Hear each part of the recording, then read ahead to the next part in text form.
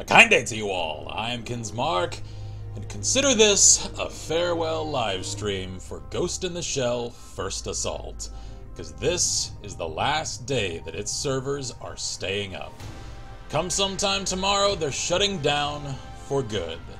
And I, for one, am going to miss this game, because I have had a lot of fun with it since it came out, and I'll confess, I was one of its skeptics at launch, because I couldn't accept the idea that a Cerebral series like Ghost in the Shell could translate in any justified way to just a competitive first-person shooter, and yet this actually channels so much of its aesthetic, of its feel, and sure, I'll acknowledge it's a cut little segment of the actual focus of the anime, and yet this still feels like Ghost in the Shell, just a condensed action-focused aspect of it, and so, especially given the fact that this has had a fair monetary structure as far as competitive free-to-play games on the market is concerned, it's such a shame to see one of the strongest titles of its type fade away, because I can only speculate about the cause for its shutdown. It just seems like it hadn't maintained audience enough to stay online, and I can understand that considering there is so much competition on the market for free-to-play shooters, and this one, I just haven't ever seen any marketing about it, so I suspect it had a shortcoming there in terms of just getting the word out about itself. So I actually haven't read this. I've stared at it, I just haven't allowed myself to actually check out the letter here that greeted me upon starting the game up. So allow me a moment to catch everyone up about the open letter from the First Assault team about the shutdown. So, dear community, we are sorry to inform you that we will be sunsetting Ghost in the Shell standalone complex First Assault Online in North and South America, Europe, and the Oceania region, with final closure scheduled for December 6th. Curious that they didn't mention Japan. I wonder if this is actually staying online there, and they're just shutting down everything away from there. I don't know. Can anyone in chat, anyone maybe aware of that discrepancy, can someone confirm that one way or another? Because I'm curious. This was a very tough decision to make. The game has been in development for a long time, supported by developer, publisher, and community efforts. Ultimately, we decided that continued development wasn't going to help the game because what we all hoped it could become... Okay. Oh, wasn't going to help the game become what we all hoped it would become. Alright. Sorry, that was me. I saw another word in there that wasn't there. We will be supporting the game for the next several months during the sunset period, allowing both the development and publishing teams and the community to say goodbyes and enjoy the game. Alright, so this came out a few months ago as a letter. I just haven't actually played it since this came out, apparently. In the near term, we'll be removing the in-game store and we'll stop selling Steam DLC immediately. Pardon me. After several months, the game service will be closed for good on December 6th, 2017 at 10 a.m. Pacific Standard Time. It's been a humbling experience to serve such a dedicated and engaged player community. We sincerely thank you all for your feedback and the support you've given us throughout the years. The First Assault team. And there it is! So, I'm gonna check out the game for one last evening. Yeah, my GP voucher that has so much value now. So, oh man, they've changed up the menu since the last time I played. That's interesting. And I'll actually check in with chat, see if anyone's awake. Because I know I'm streaming a little late and this isn't one of our usual days. I just figured this occasion merited a stream all of its own. So Sheila's here, Noah's here. Howdy howdy folks, how it goes? It goes alright! I'm just saying my adieu to one of the few games that, one, I feel like I've actually excelled at, and that I also seriously enjoyed, and I'm sad to see go. I feel like I've had so many tearful partings in good games this year, because several have gone dark in the last few months, and another couple are scheduled to shut down in the next month or so. So it's just it's a sad time to see some of the good ones falling prey to competition on the market that they just can't keep up with. So let's see here. Inbox, I might as well collect that, because why not? There we go. Can I change characters? I don't really want to play as Bato. Yeah, operative. There we go. So...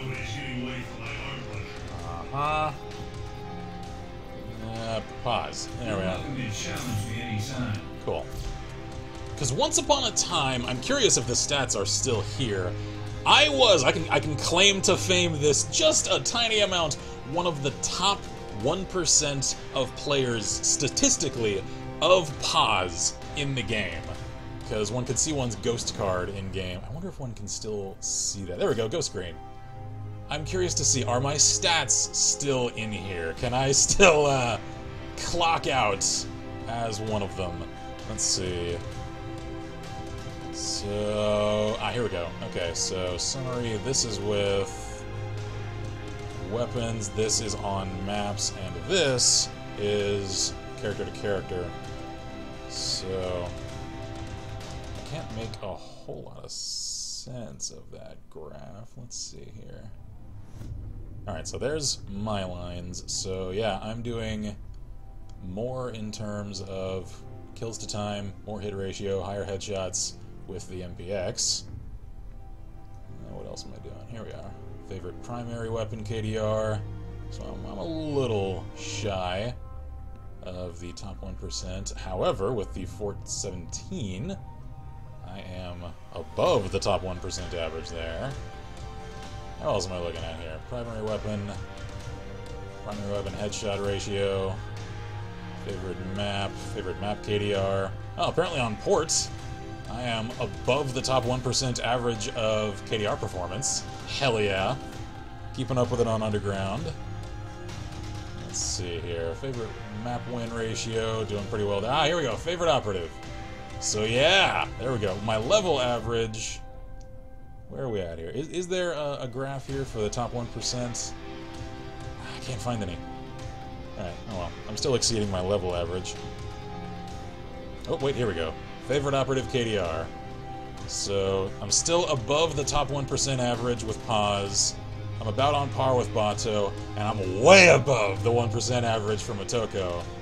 So yeah, like I said, I feel like I can actually claim a semblance of actual skill at this game like I can for only a select few others, and that's part of why I'm so sad to see this go, because it's a game I'm actually good at, damn it! So, let me check in with chat real quick, and we'll roll on, we'll play a few rounds, and say our goodbyes. So, let's see here. This is good to hear, gonna miss this game, it's a fun one. Indeed! I haven't played it much outside of our old shenanigans, darn what a game though. Yeah, I agree, man.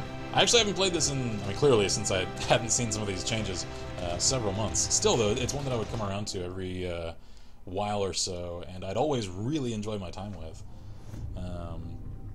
Let's see, Shield's here for just a few moments, have to go to the hospital later. If you've seen on Disco, yeah, I saw that earlier, that her grandma's health has gone downhill. I saw something about cancer rather, changing spots, so that's a serious concern. So all of the healthiest of wishes possible to you and yours for a continued improvement health-wise there. So she'll know around the weekend if she's staying in hospital, going into a nursing home or rehab center, as long as, or as a last resort, going into hospice. Hopefully not the last one, because that's never great news. So, let's see here. Let me also change, because I think when I updated just a second ago, yeah, it changed my aspect ratio. So let me actually get over to 1080. And VSync is off, cool. Apply. Apologies for the flicker there. And can chat confirm, handy wave to wave, that you can still see the game? I think you should. I just want to hear from you guys confirmation that you can still see. I am curious though, items wise. Yeah, sure. Like use those. Why not? Use that. Why not? Can I actually access all of the armaments in the game? That's something that. What's in the market? They said they were shutting the market down, so can I actually get to any of these things? You must own the corresponding weapon to purchase this attachment. Okay, items. Yeah, I don't really care about that. DLC, MC shop. All of their costs are reduced to 1. All right then. Can I get the night up for pause? There we go. GP 1. Yeah. All right.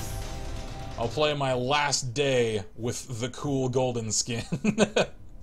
So, alright then. Armory, operative. How do I... Here we go. Skin. Night Ops, yeah, there we go. Alright. Let's look fancy for our final day. Alrighty. Achievement complete. Okie dokie, thanks game. Weapons, here we go. So, can I just access anything in the game? I can't! Aw, man, I was hoping they'd do that for the sunset period and just let everyone use everything as a little community celebration of sorts. Alright, I'll stick with what I've got. So, Cerebral M5, there we go. Megatech Knife, Scrambler. Alright, cool. So, let's jump into a match. I'll just do a quick dive. Why not? Man, they have changed this menu. So, let's see. How's everybody doing? Noah says all good. Cool. Awesome. Sheila can confirm that she sees as well. So, Noah, if you would like to join, I don't know if you still have this installed, feel free and just let me know and I'll hop into Discord. And anyone else, any of our regulars that want to hop in as well, feel free to as well. And we can make this a game jam. I don't know how long I'll stream this evening. And clearly I'm solo streaming because Vi has a migraine, so she's laying down. Alrighty.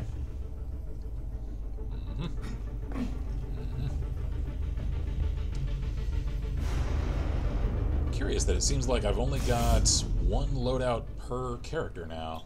I seem to recall that I used to have 3 per character. Oh well. Anyway.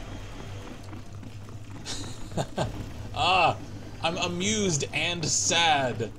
Because there are still people playing this! All of these people are still here in the lobby, and it only took me like a second to actually find a match. I'm gonna have to adjust that audio volume. So, like,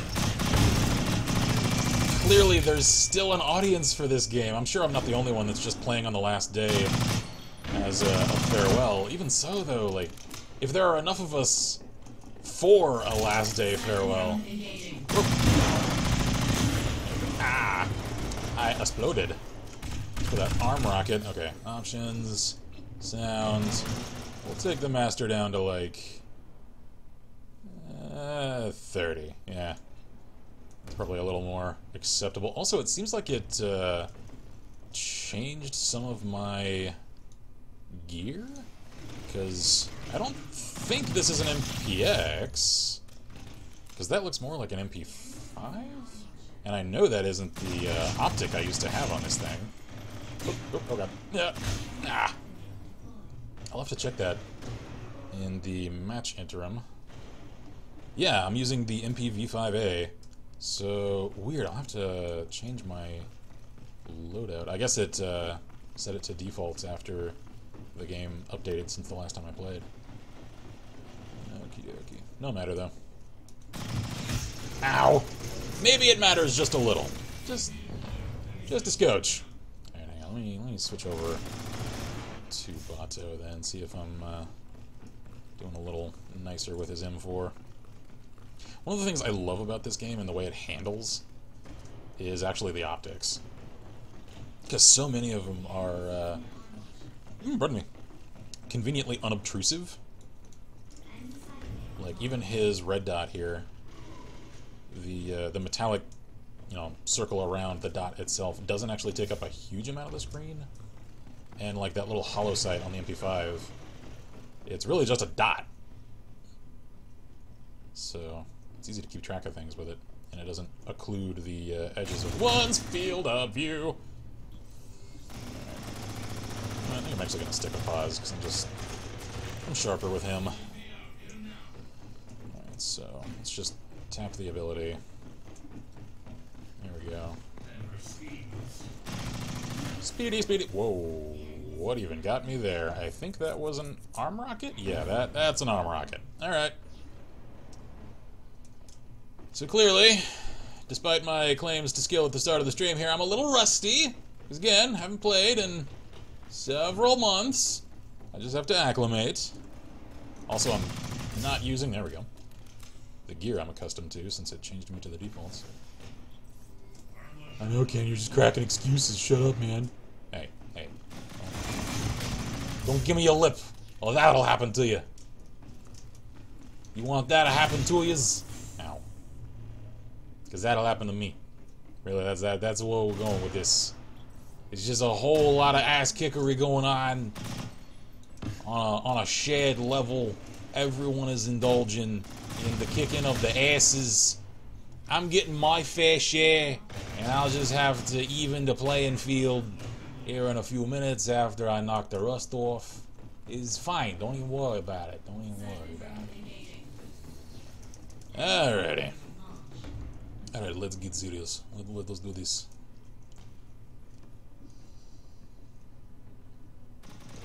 I love that little dot front post. Oop, I see you. Could not hide from me. I know you're over there. Is that area accessible to the enemy? Do I need to keep my eye on that doorway? I'm guessing from the way that they're paying attention to it that the answer is probably yes. Thank you, friend. That looked like a shotgun shell. Almost hit me in the head. That would not have made for a pleasant experience for me. Wow. Nice, nice shot there with that arm cannon. Whoa! Alright. That's a shotgun to the head. Alright, thanks for that. I appreciate it. That's very nice of you. Alright, this is a cool control room. That actually reminds me of a scene straight out of the friggin' anime. And I can't actually remember this map. I wonder if they added this map since the last time I played this. Oh! Ah, I saw him just in time to get popped.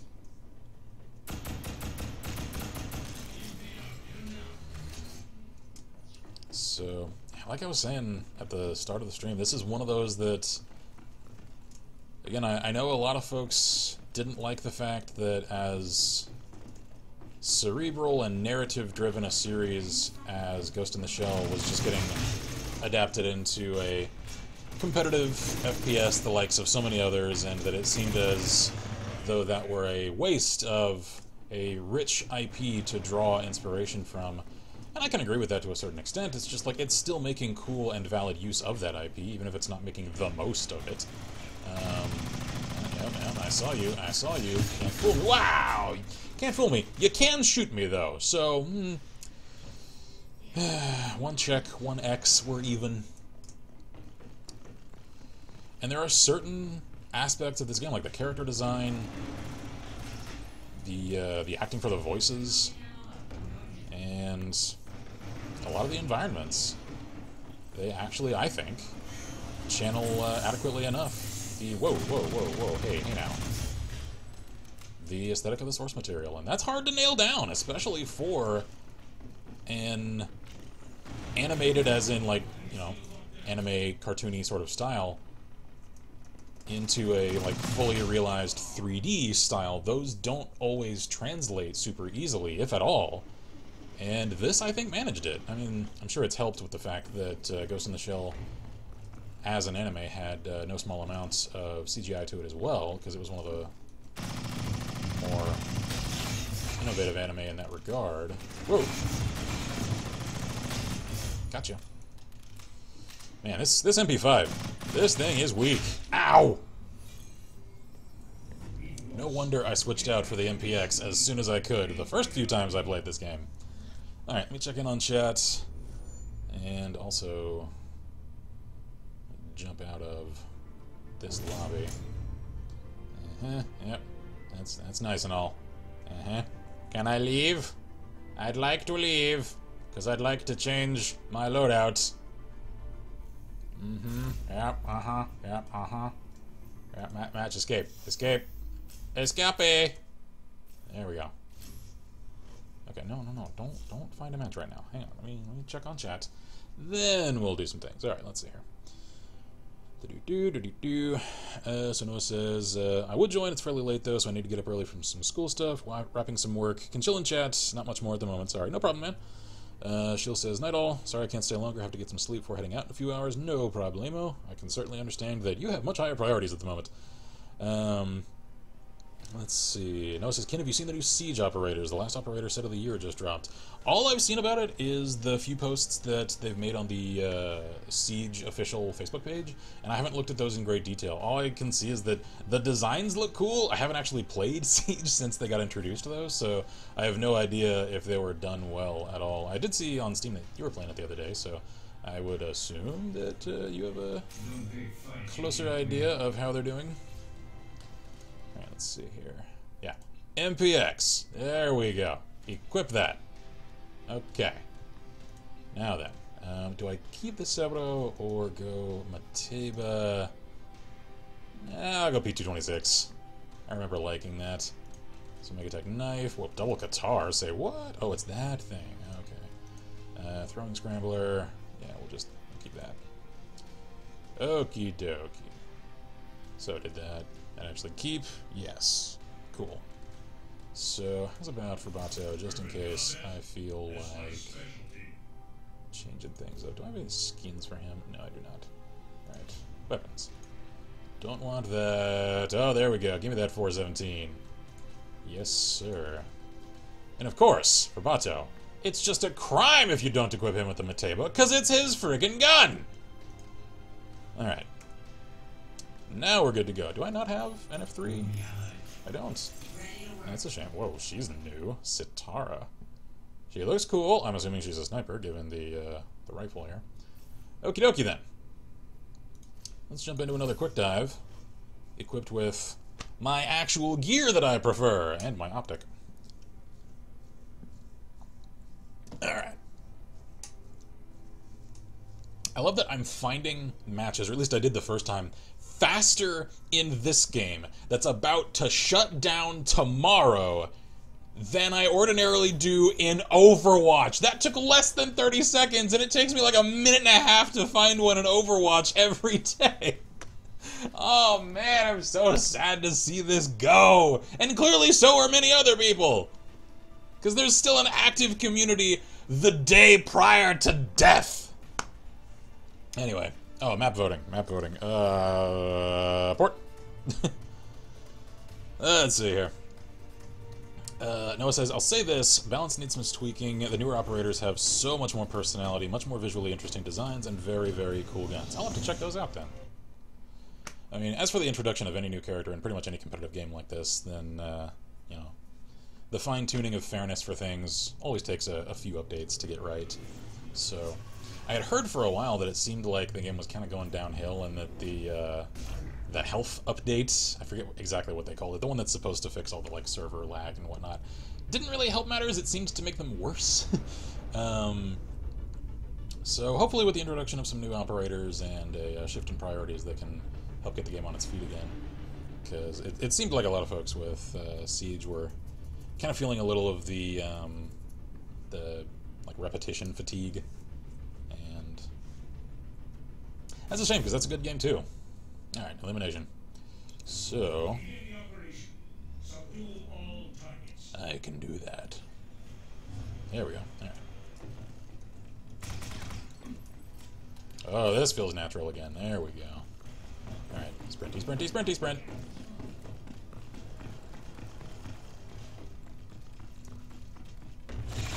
Whoa, whoa, ow. Alright, alright. Corner hiding, I see. So it's just 3-on-3. Okay, so I need to play this carefully instead of charging ahead like a madman, because I'm used to on this map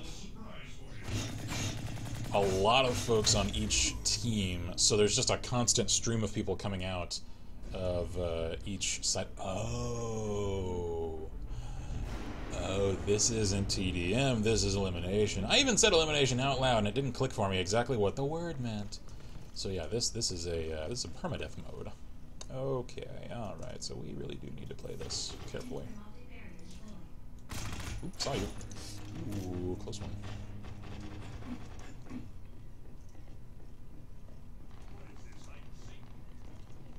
Come on. There you go, Bato. Oop, they got a cloak shield up there. Okay, whoa. Ah, shit. Found him. Come on, guys. Zero in on him. You got him cornered. Pincer him. There you go. Gut shot. Alright. So carefully now. Carefully.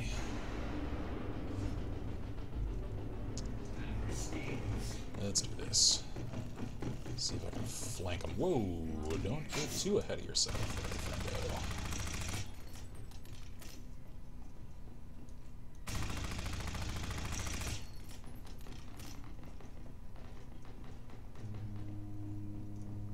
Whoop, saw you.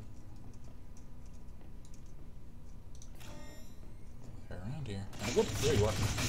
Shit! The hell? Seems like I'm not doing as much damage as I remember.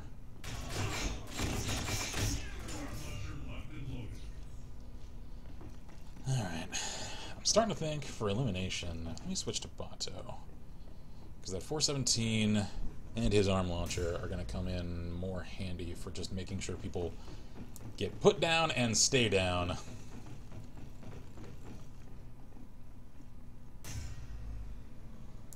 Wait a minute, is this like a closing in restricted area sort of mode? These maps are already small! This doesn't need the PUBG treatment. Oh well, whatever. Oh, we got more people now. Oh, we got a lot more people now. Hell yeah. Alright, I forget, is the 417... Yeah, it's fully automatic, okay. Just had to remind myself.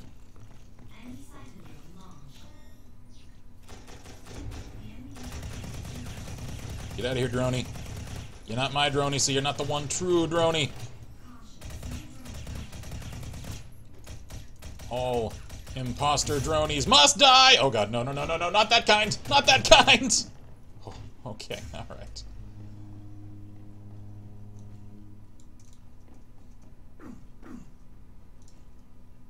Whoa. You know, careful with that.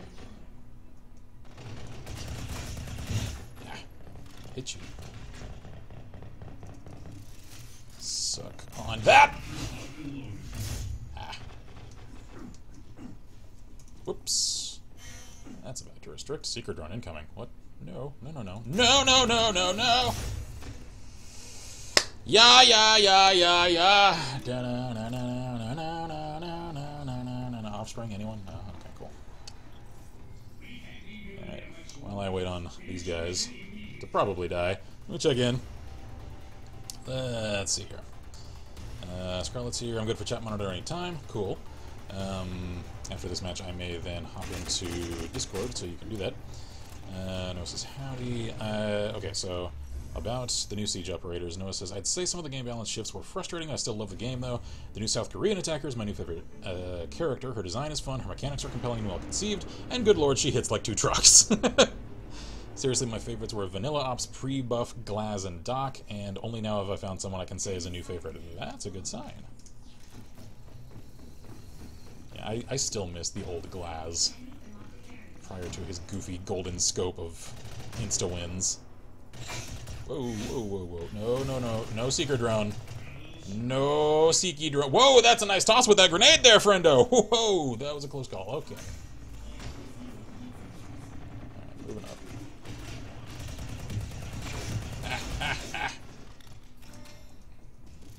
Suck on that!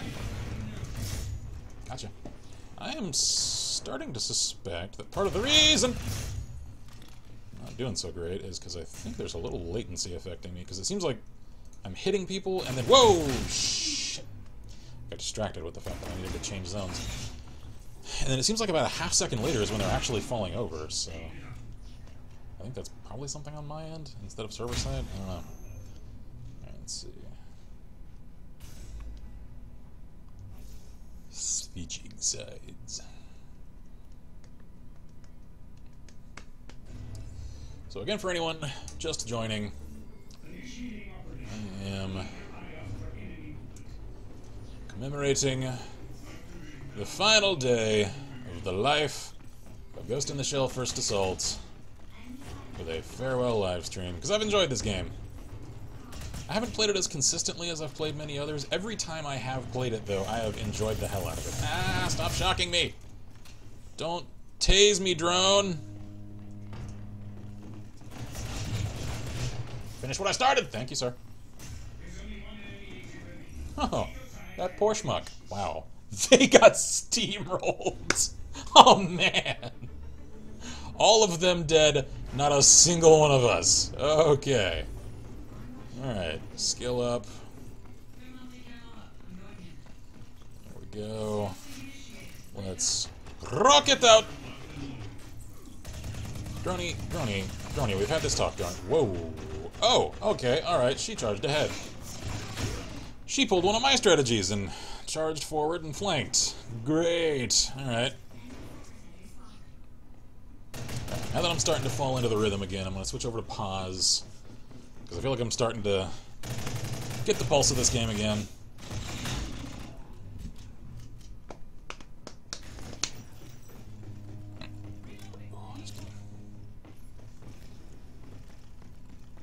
She's in the 93? For Sidon? And she is staying mobile.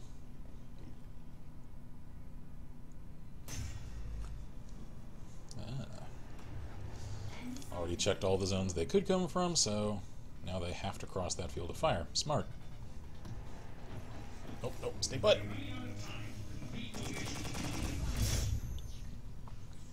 I stand corrected. She is capable of playing mobile. Very good. Alright. Let's do this. Speedy, speedy, speedy, speedy, speedy, speedy. Supersonic, supersonic, dead.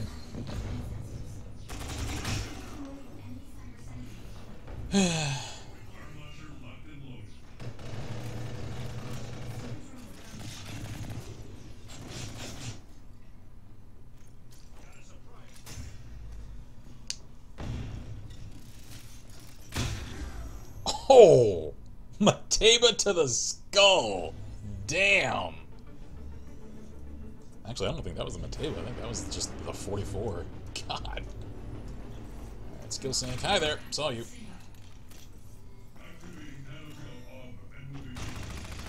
Ah, damn. I missed every shot. I had a clear sight path. God damn it. Screw off, Droney. You're not welcome here. Granata! Saw you. Nope, nope, nope, nope, nope. Otoko, get out of here. Whoa. Thank you, sir, for finishing what I started. You can fuck right off. There we go. Whoa, you got a friend up there. Do I have another grenade? I do not. Ow, nice shot. I didn't tell whether or not he had an AR or a DMR. Turns out it was the latter.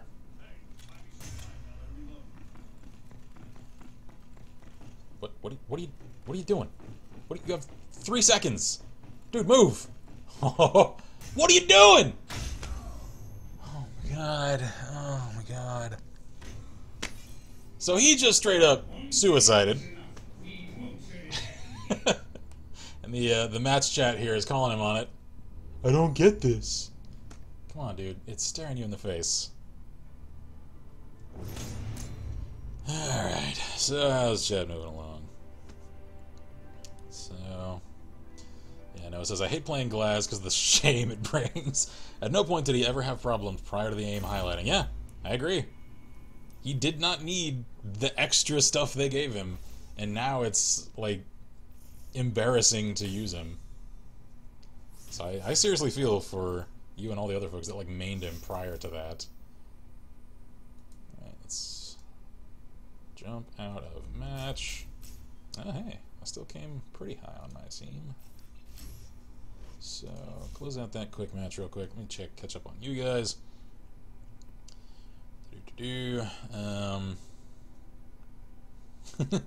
Scarlet, this was your commanding officer, Count Olaf.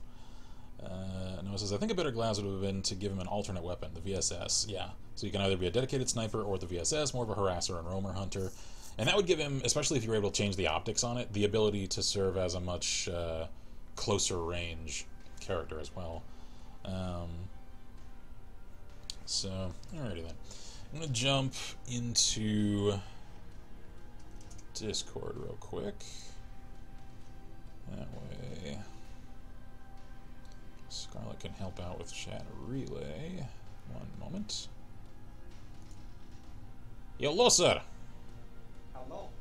How's it going? Good. Just finishing up chapter 39 of Stalker. Ah, rewatching that series, are you? Yeah. Good times. The last week and a half. Yeah, it's funny now. Like I've gone and rewatched some of those myself, and God, my sense of style has shifted so dramatically since some of those episodes. Where I'm like, why did I say that the way that I did when I did? Ah. Yeah. Alright, let's see. Jumping in. Quick dive again. Let's get another match going. I'm gonna laugh if once again I find a match in under 30 seconds. Yeah, like especially that first episode of Shadow of Chernobyl. I'm just like, why did I do the intro the way that I did? Yeah, that was a bit. What's going on here? When I first watched it. Yeah. Yeah, like it is a small miracle that anyone kept watching after that first episode. I have a theory. They may have been a bit, maybe not throughout most of it. But then those that did go into the second episode, when you said that you were so excited that you got to save, I reckon that was the hook until Stalker moved. Yeah. Yeah, it was. I still got a kick out of that. It's like, yay, I finally got the series going. Forgot to save.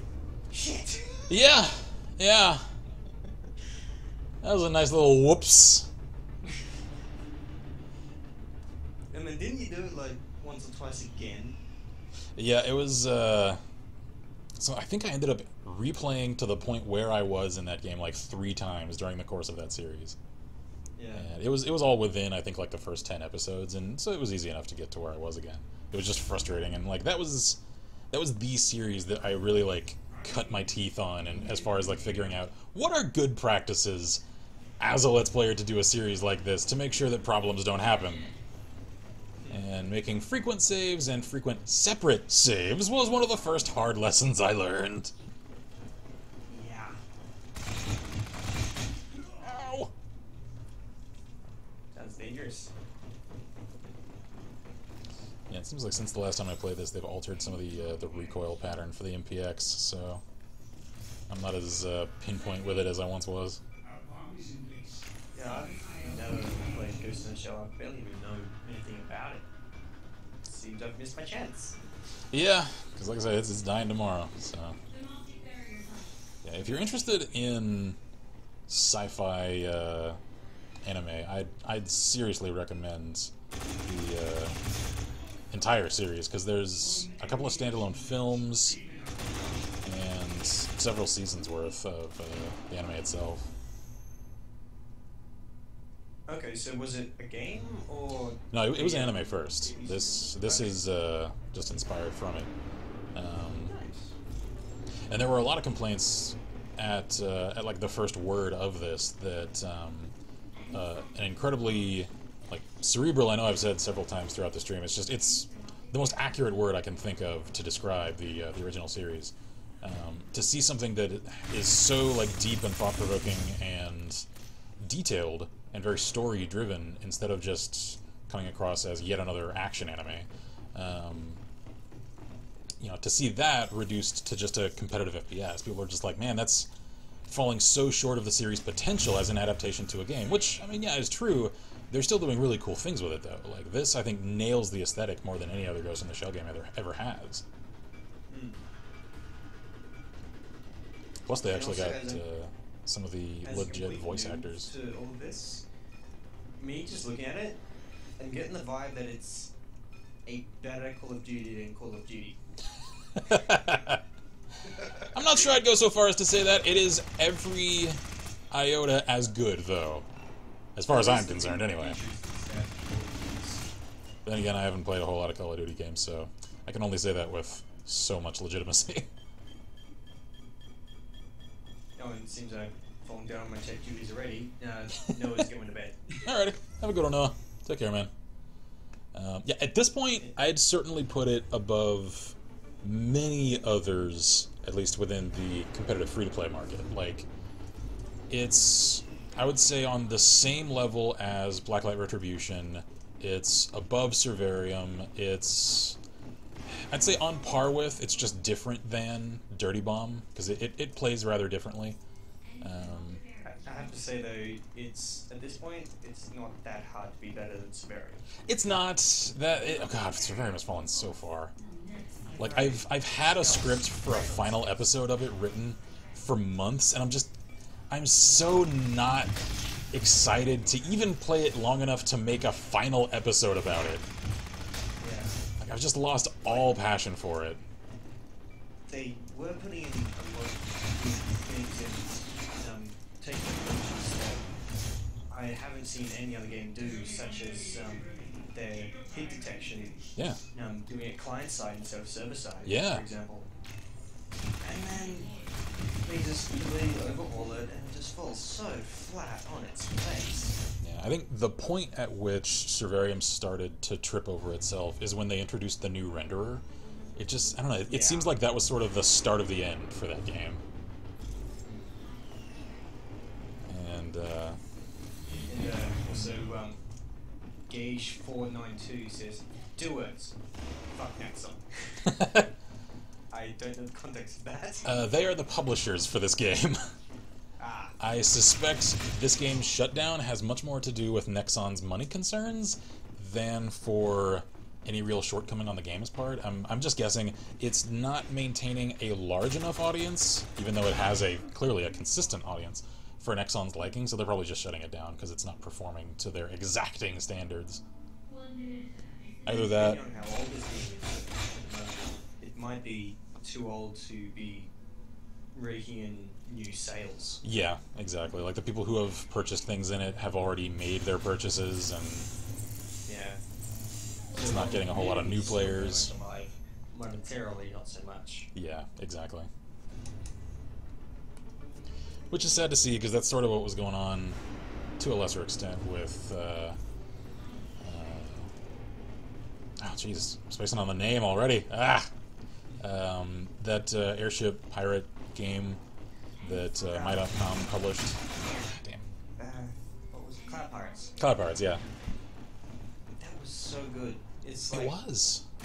And it looked like sort of like a gateway drug into World of Warships almost. Yeah.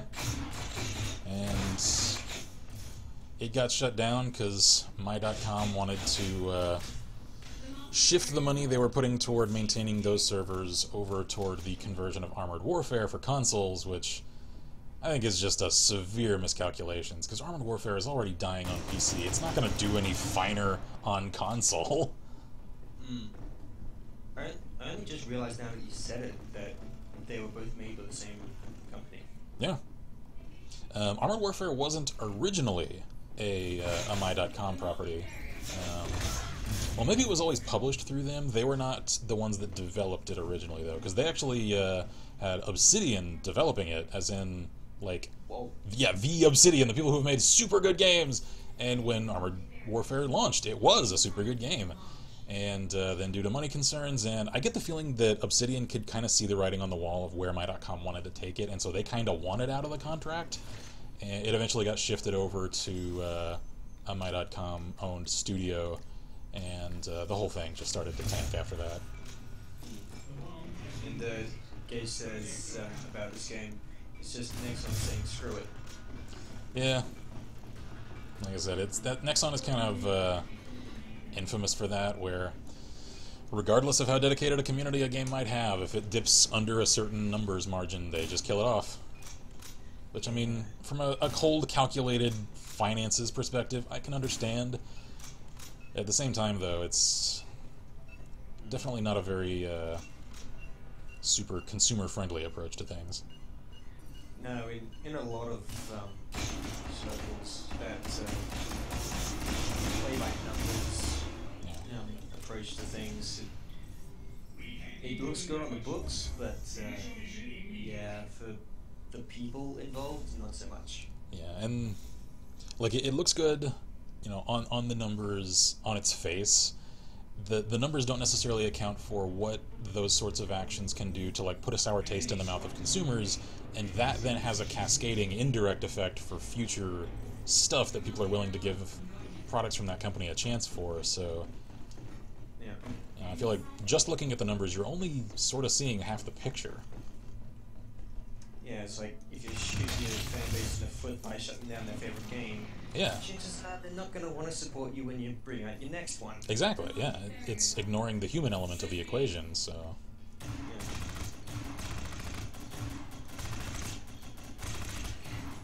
Gage says that they wanted this game to do great because they were a fan of the anime. Me too. Just from what little I've seen of it so far in this stream, it looks like a really well-polished game. It is, and I was actually surprised about that, considering that this does come from Nexon, and for several years they were infamous for doing really pay-to-win games that were just trash straight out the gate. They were shovelware. And then along came this game, and it was just like, whoa, Nexon did something right. It's not pay-to-win. It's got microtransactions. They're not unbalanced, though, so they learned their lesson, and then now it dies. Yeah. So how long has this particular game been out? I want to say like a year and a half or so. Is that all? Yeah, it's pretty young. Jeez. So I was expecting something in the ballpark of like 5 years at least. Nah, I mean, it does kind of look like it's that old, I'll call it honestly. It looks rather dated, because the texture quality in particular, like, I mean, look at these walls, they're fuzzy. At the same time, Yeah. though, the level of polish for, like, the controls and the, like, weapon customization and whatnot, it's pretty stout. Because it's not quite as robust as Blacklight in terms of the ability to change out components on weapons. It's still got a really deep customization system for armaments, though.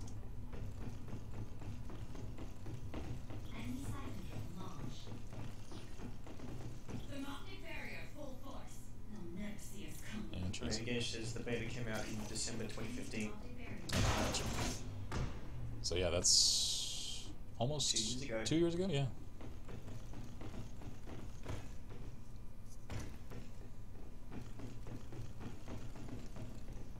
Still weird to think that Christmas is less than 20 days away now. I know, it does not feel like it at all. Yeah, it's like... This year has flown past. If 2016 was the year of the dumpster fire, then I think 2017 is the year of where the hell did it go? Yeah. I saw a Facebook meme from a friend of mine a few days ago that was just like, 2016 is the year your favorite celebrity died. 2017 is the year your love for your other favorite celebrities died. Like, oh, too real. Yeah, pretty much. And very real. Yeah. Gage says that they bought the $30 bundle for this game, I assume. Gotcha. Yeah, that was one of the founder packs.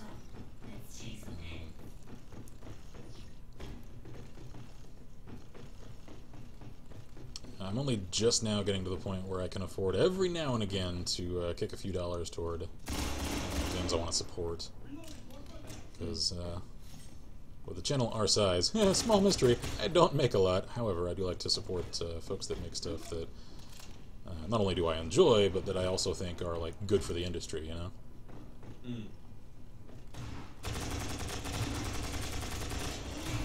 Why is this guy shooting at her feet? Shoot her in the chest! What are you doing? There you go. When in doubt, center mass. Yeah, this is not center mass of the ankles. Jeez, we freaking stomped them. Alright.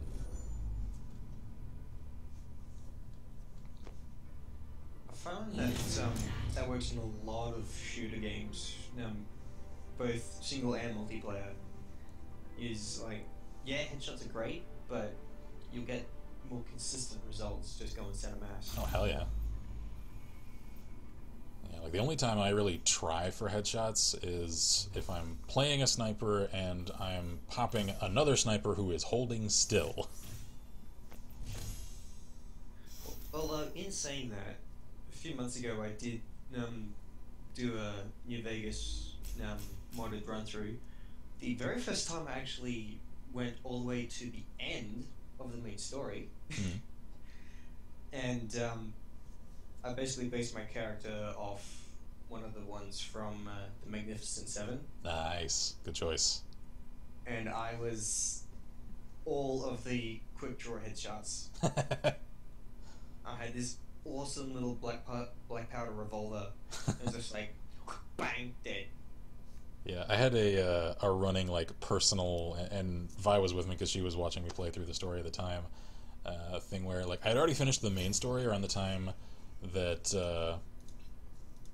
New Vegas Bounties and Bounties 2 came out, which are fantastic if you haven't played them, by the way. I've been playing through Bounties 1. Okay, yeah, it is amazingly well done for a story mod, and so I had decided prior to starting it that my like manhunter gun was the mysterious Magnum. So every time I'd close in on a target, just draw that down, bang, down. It's just made for such a. You probably play it as though it's like when you draw it, that's the sound your target hears. Yeah, exactly. And then you start to turn around going, "What the hell is that?" It made for such a like fun, stylish way to play through that mod story. Yeah, it would. So, if I ever do a like a Let's Play of this mod series, which I've really kicked around the idea of doing a lot, I'm probably going to do the same thing because it was so much fun the first time. Yeah. I wanted to use the Mysterious Magnum so much in pretty much all of my playthroughs, but the way the model is on any of the revolvers, really, iron sights are next to useless. Yeah. At least to me. Yeah, because it's not so much to me the irons, it's the fact that you're not actually seeing like a slightly upward sloped version of it. It's like the gun is totally flat in front of you, so it takes up like half the screen. Mm. And yeah, it's like the rear notch, if it even has one, is precisely the width of the front blade. Mm-hmm. So target acquisition is very difficult. Yeah, well, like that's why in the vanilla version of the game, I almost never use the cowboy repeater because, my God, that peep sight is awful. Yeah, I always get the mod that removes that. Same. That was one of the first mods I ever got. Although, speaking of your Vegas gun sights, have you ever seen in real life a weapon that has a channel sight? Like Yeah. Oh yeah. a light shining in darkness. Yeah. Yeah. I had an opportunity to handle. I think it was a Tokarev that had some of those when I was at a gun shop a few months ago, and I feel like there was one other one. I don't remember exactly what it was. I think it was one of the Czech, like the police sidearms that this guy had gotten in his inventory. They're not super common channel sights at all. I have seen them a few times though. Gage says, do you think the next one will say no refunds to anyone that bought things in this game? Oh, of course. Why would they issue refunds? Yeah, it's like they've by now since put that money into other uses.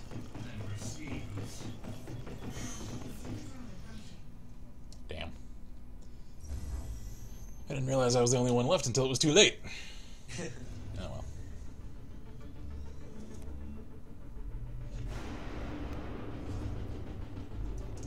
Now, like, as much in a perfect world as we would like to think that, you know, if the product we spent money on goes away, then any money that we did spend on it will get returned to us. Nah, that's not unfortunately the way the world works.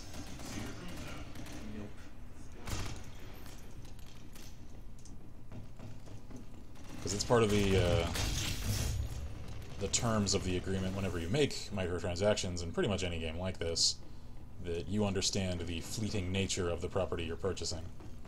And that's why a lot of contracts and such have that little caveat of all sales are final. Yeah. Oh yeah. What's the Latin version of? Oh jeez. Of the buyer beware thing. I know there is a Latin version of that phrase. I could not tell you, sir. It's like, speaking of New Vegas, I keep meaning to commit to memory the line that Arcade Gannon recites, that is the Latin of "There is nothing new under the sun." I know it's one of the lines that you hear from him rather early in his companion dialogue. And I always find myself thinking that whenever it comes to critique of what seems like repetitive game or movie stories. Especially with regard to archetypal narratives, where it's like every movie is Avatar, is Pocahontas, is Last of the Mohicans, is Last Samurai. Like, they're all the same story. It's just, you know, humans have only really come up with like 3 stories in all of our history, and we just reskin it every once in a while. Yeah, I remember you mentioned that concept very briefly in one of your Far Cry 3 episodes, but didn't expound on it. It carries some manner of sense. Yeah, there's the hero's journey. There's and there's another school of thought where it's man versus enemy, enemy versus man, or no, it's, God, I forget what it is now. It's so long since my literary analysis classes. Man versus self, and God, what is it? I'm so rusty I forget now. And it's something that is interesting when it comes to comparison of... Whoa, that was a killer little stage slide there. Comparing Western storytelling tropes with Eastern storytelling tropes. Because, like, in Western storytelling, we generally have an arc structure, there's a conflict, there's a resolution, and an end. In Eastern storytelling, there isn't always, especially like Chinese and Japanese. A lot more of theirs tend to be more esoteric, that are much more focused on the journey than the destination, and more about how characters feel about events than about the events themselves. And so those can seem like very unrewarding stories for us here in the West, because we're not necessarily taught to value those aspects of a story. We're taught to value the more active elements of a story. Which I find is a cool, like, cultural comparison to look at in terms of, like, analyzing the same story from those different lenses and getting completely different results. Yeah. In the few animes that I have watched, I have noticed that difference in storytelling. Yeah, like, it's quite refreshing, actually. Yeah, exactly. Like, that's why one of my favorites is Kino's Journey, for instance. I highly recommend that for anyone that wants a more slow-paced, like, emotionally thoughtful sort of series. It's not an action-oriented thing like DBZ or Fullmetal Alchemist or anything like that. It's very much about a character's introspection along the way of encountering a multitude of circumstances, some of which that are hostile, some are neutral, some are just uncomfortable and gray. And so I feel like there's a lot of value to that mode of storytelling as compared to the just resolve the conflict focus that so much of Western storytelling always has. Yes, they always want to take those kinds of classes, I assume, literary. Yeah, they were I'm kind of the same, except I hated English class in school. But since leaving school, I have, like, probably about a third of my YouTube subscriber feed are some form of analysis channel or other. It's like, now I don't have to do it for class. Yeah. As such, it's so much more interesting. Oh yeah, well, like my favorite classes in all of college, and for anyone new around here, I got my degree in creative writing English. I could take or leave a lot of the literature courses that I took. Like, I took a Canadian lit class, an American lit class, a classical literature class, a Shakespearean literature class, among several others. And yeah, they were interesting-ish. They were all right. My favorites, though, were the workshop classes.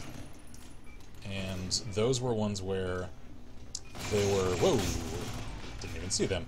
They were centered around actually helping us as writers, not necessarily as readers and analyzers.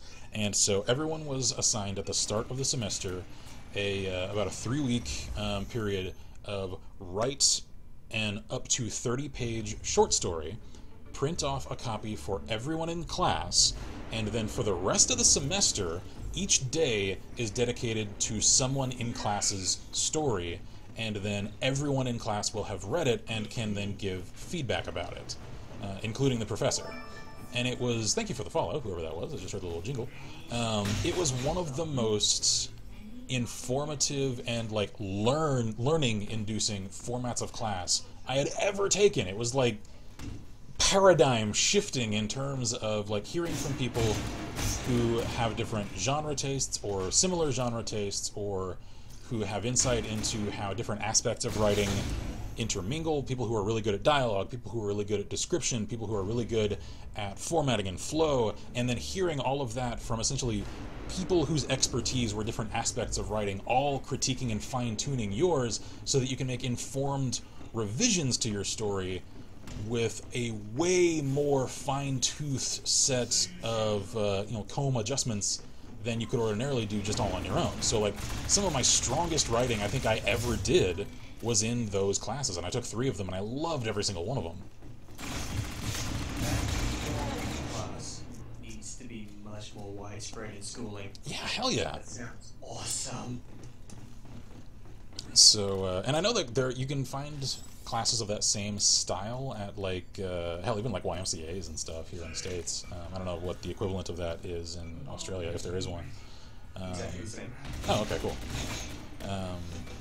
Like they don't all do it, some of them do though, and they're fantastic. I learned more in those 3 classes about how to improve as a writer than I did in the entire rest of my education.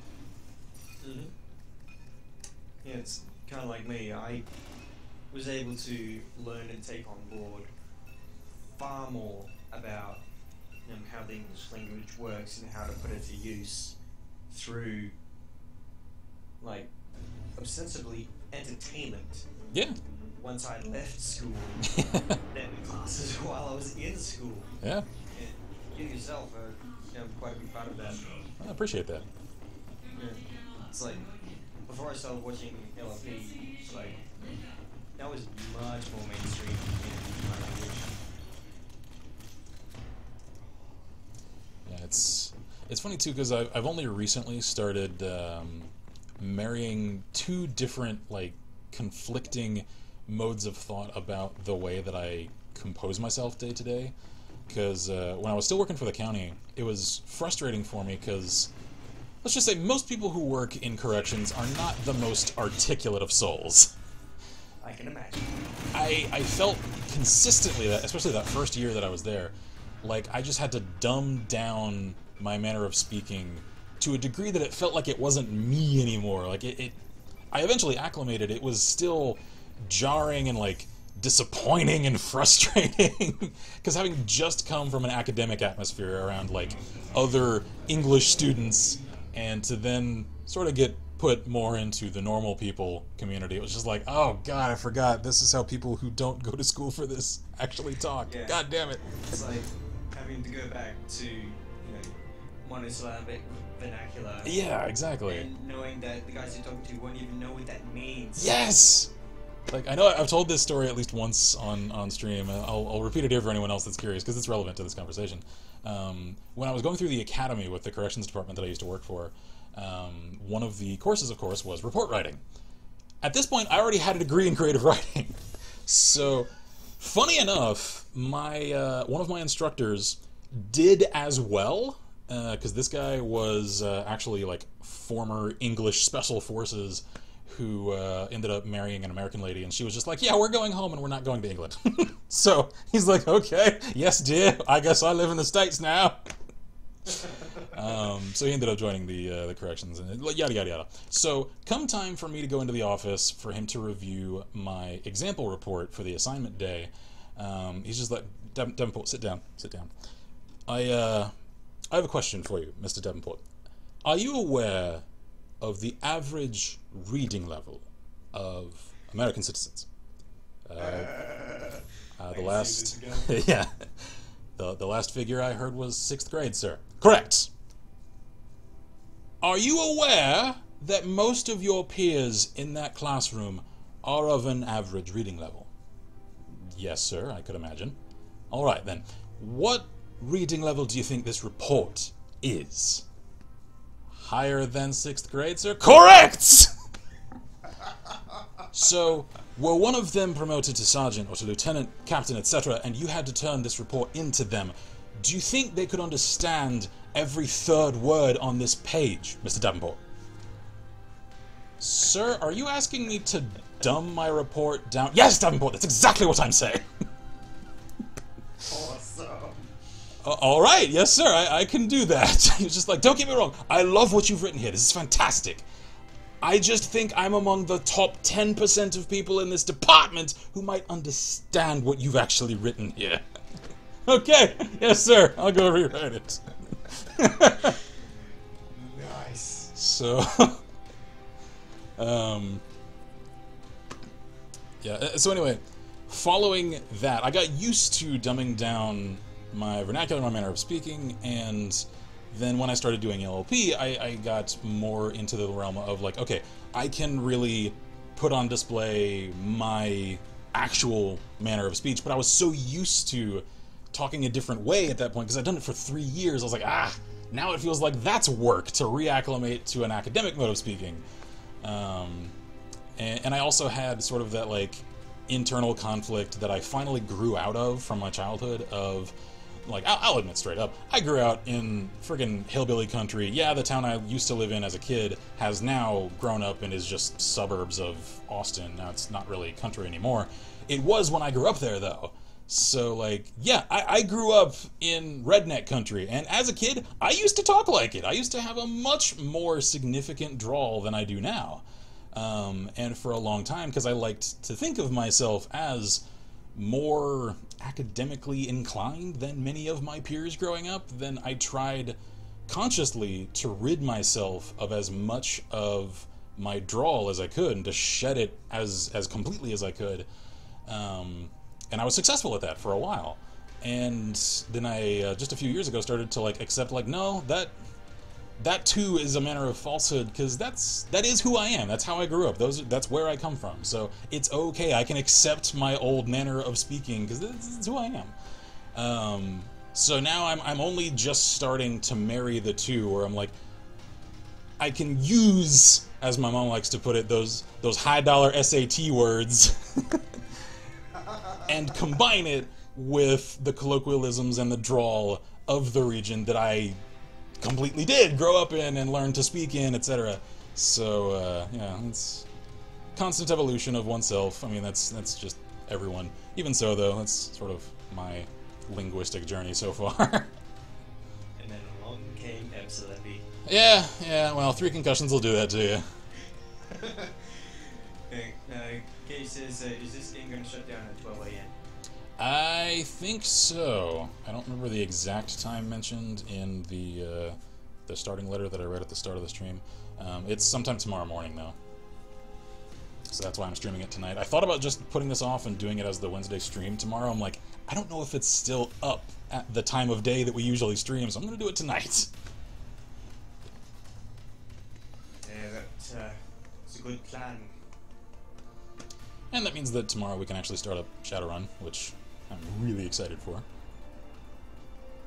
We're starting up new Shadowrun tomorrow? Yes.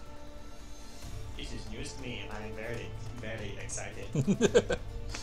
Yeah, Shadowrun starts tomorrow, and War of the Chosen starts Friday.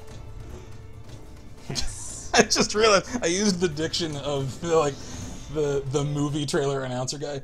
War of the Chosen starts Friday. Rated R.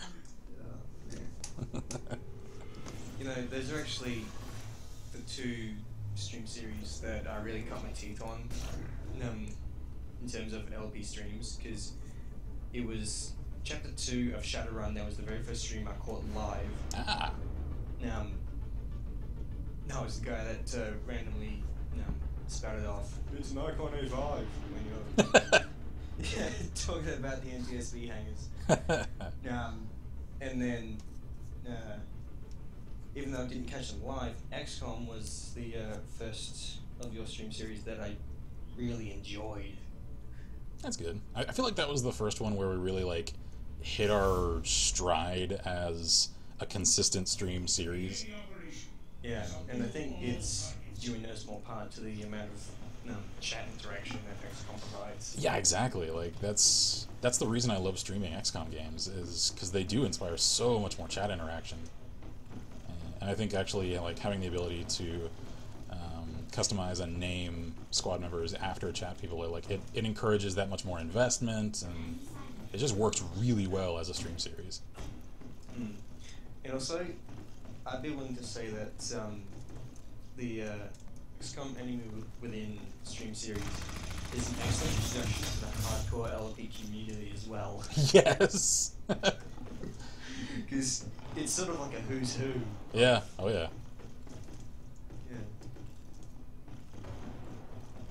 Yeah, we had a few of our yeah, we had a few of our like community regulars essentially like find their place amongst the community during the course of that series.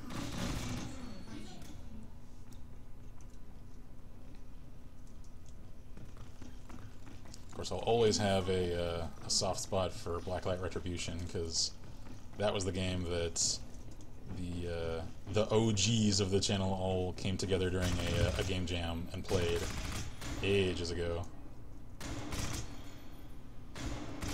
Sorry if you guys can hear a doorbell, because I've got a mirror in my room here. That's all good. I actually didn't hear anything, so I think you're fine. Whoa! That was painful. Somebody's cod hopping. Does anyone even still use that term anymore? Do people know what I'm talking about when I say cod hopping? Yeah, I don't think anyone uses the term. They all use the technique though. Yeah. And I don't know why. Yeah, like in most games, it's not actually helpful. Oh god. No! Secret drone, no! Ow. Damn it. Unless you're playing Morrowind. Yeah. And then it's a power leveling strat.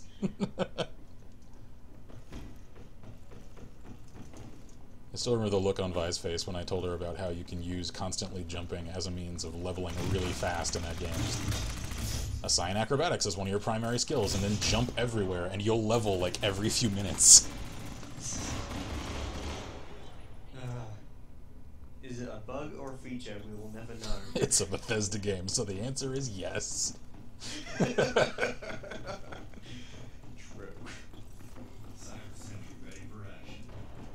Even in the early 2000s, Thesda was still Thesda.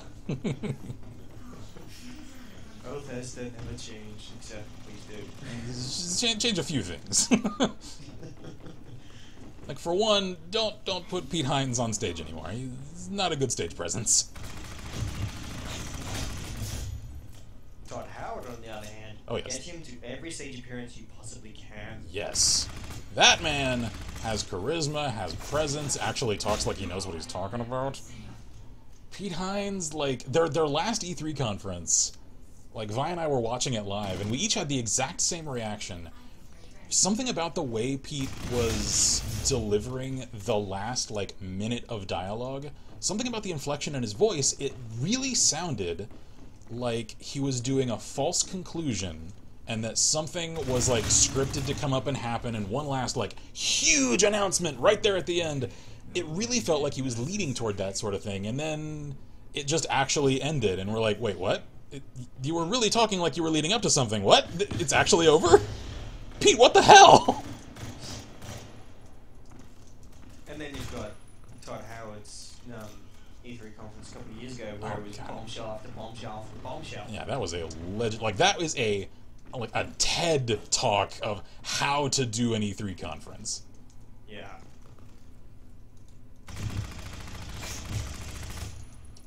Like, I still remember even, like, I was conscious of it at the time, because it's a sales gimmick to do the get something for free right now. It's a foot in the door technique.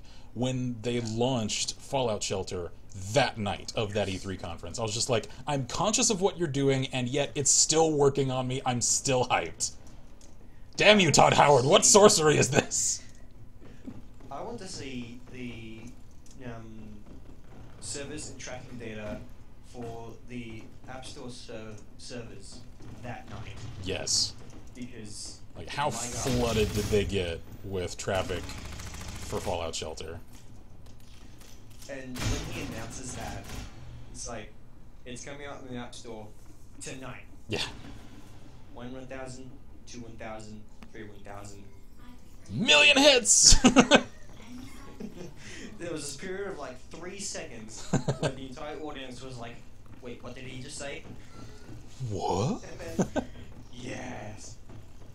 And even though I still maintain that Fallout Shelter was meant as a tutorial of sorts for the overall mechanics of Fallout 4, it's still extremely successful and an extremely good game. Yeah, it's still one of the top 10s on the app market. At least on Apple.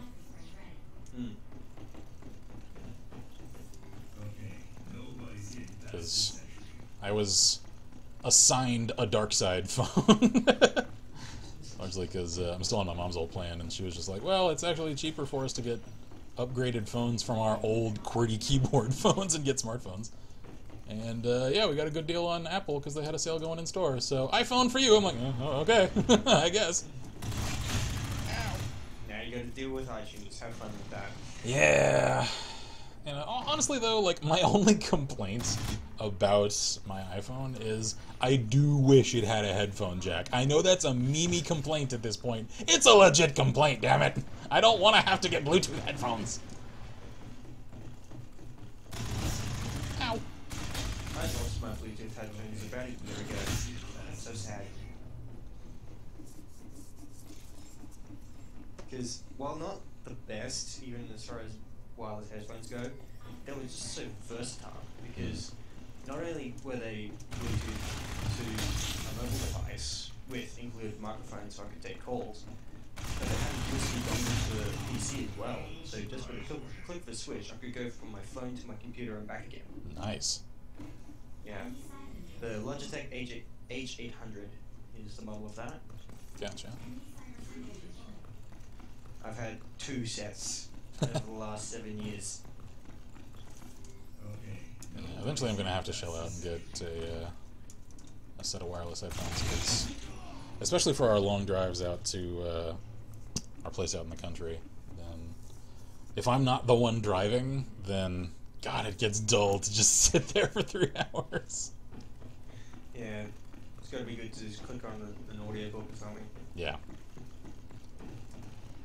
Yeah, audiobooks or just, hell, even just music, because I feel like these days I don't listen to nearly as much music as I used to once upon a time. Oh god, no. No, no, no. Ow. So is that place still full of scorpions? No, well, yes, but not in the house anymore. We finally found, at the suggestion of a guy that worked at the local feed store, who actually works with a lot of the like farmers and ranchers and stuff in the area. He knows what they use and what they report is actually successful. So yeah, free plug for this company. It's a poison, I guess it's technically an insecticide called Demon, which I guess is accurate to what you're thinking of the damn scorpions at the point you're resorting to using this shit. And it is, in Pokemon terms, super effective. It comes in these like water-soluble packs that it tells you don't touch with uncovered hands, because the oils and moistures on your hands will dissolve part of the coating on it, and you don't want to touch this stuff, so use gloves. Just drop it into a little pressure sprayer, mix it up, and then just pump the sprayer and spray it everywhere, and whew, within minutes, things start changing colors and melting. Like, spiders will turn like this crispy obsidian dark color, and I'm like, you were tan 10 minutes ago. And yeah, ever since we started using that, we've only found one live scorpion inside. Now, we have found dozens of dead ones, so clearly they're catching a dose of it as they're trying to like shimmy through the walls and under doors and stuff. They're getting enough of it, though, that they make it inside only to die like a minute later. So, we're keeping them out. It's a constant war. However, it's finally one that we're winning. And if all else fails, a napalm will sort you right out. Yeah, we did also, we mowed really low for like 30 yards in all directions around the house, so that there's no like tall grass that they like to stay in very close to the house, and no wood piles either. Because a lot of the scorpions that we were getting were the southern bark scorpions, and so if you've got freestanding wood piles anywhere, oh, you can definitely assume scorpions are all over that business.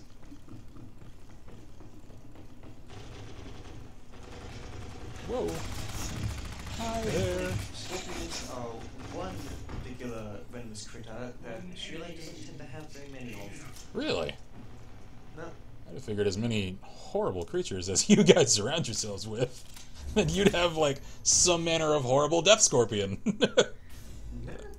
The few scorpion species that we do have are quite mild as they go, and most of them are only in the central deserts. You don't really get them around population centers very much.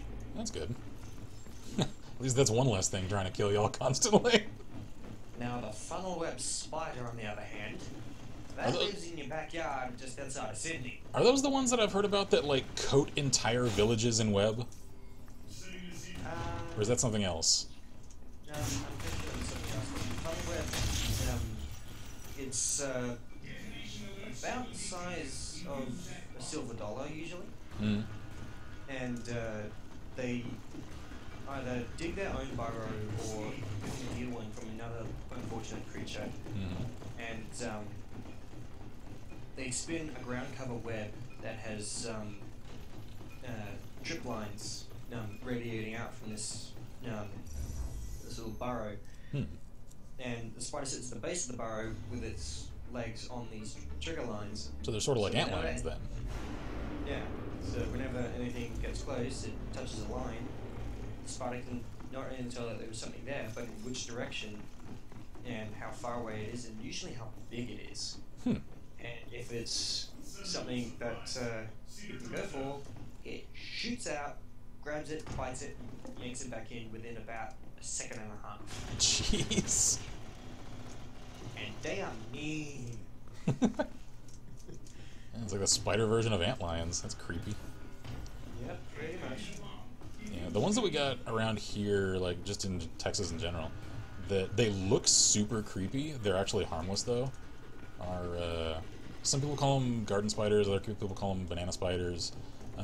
They're pretty large. They're, I would say, like 3 to 4 inches across at their largest. Most of that is leg though. They've got like really vibrant yellow, white, and dark patterns on the abdomen, so they look terrifying. So most people are like super spooked about those, even though they don't actually do anything. But then, of course, you also have tarantulas abundant enough to run over them on the road.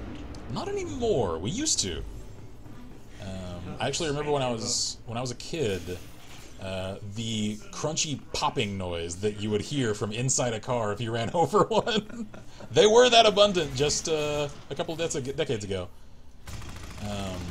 Now, ironically, the influx of fire ants here in Central Texas, it drove out a lot of other species. Like horny toads got driven out.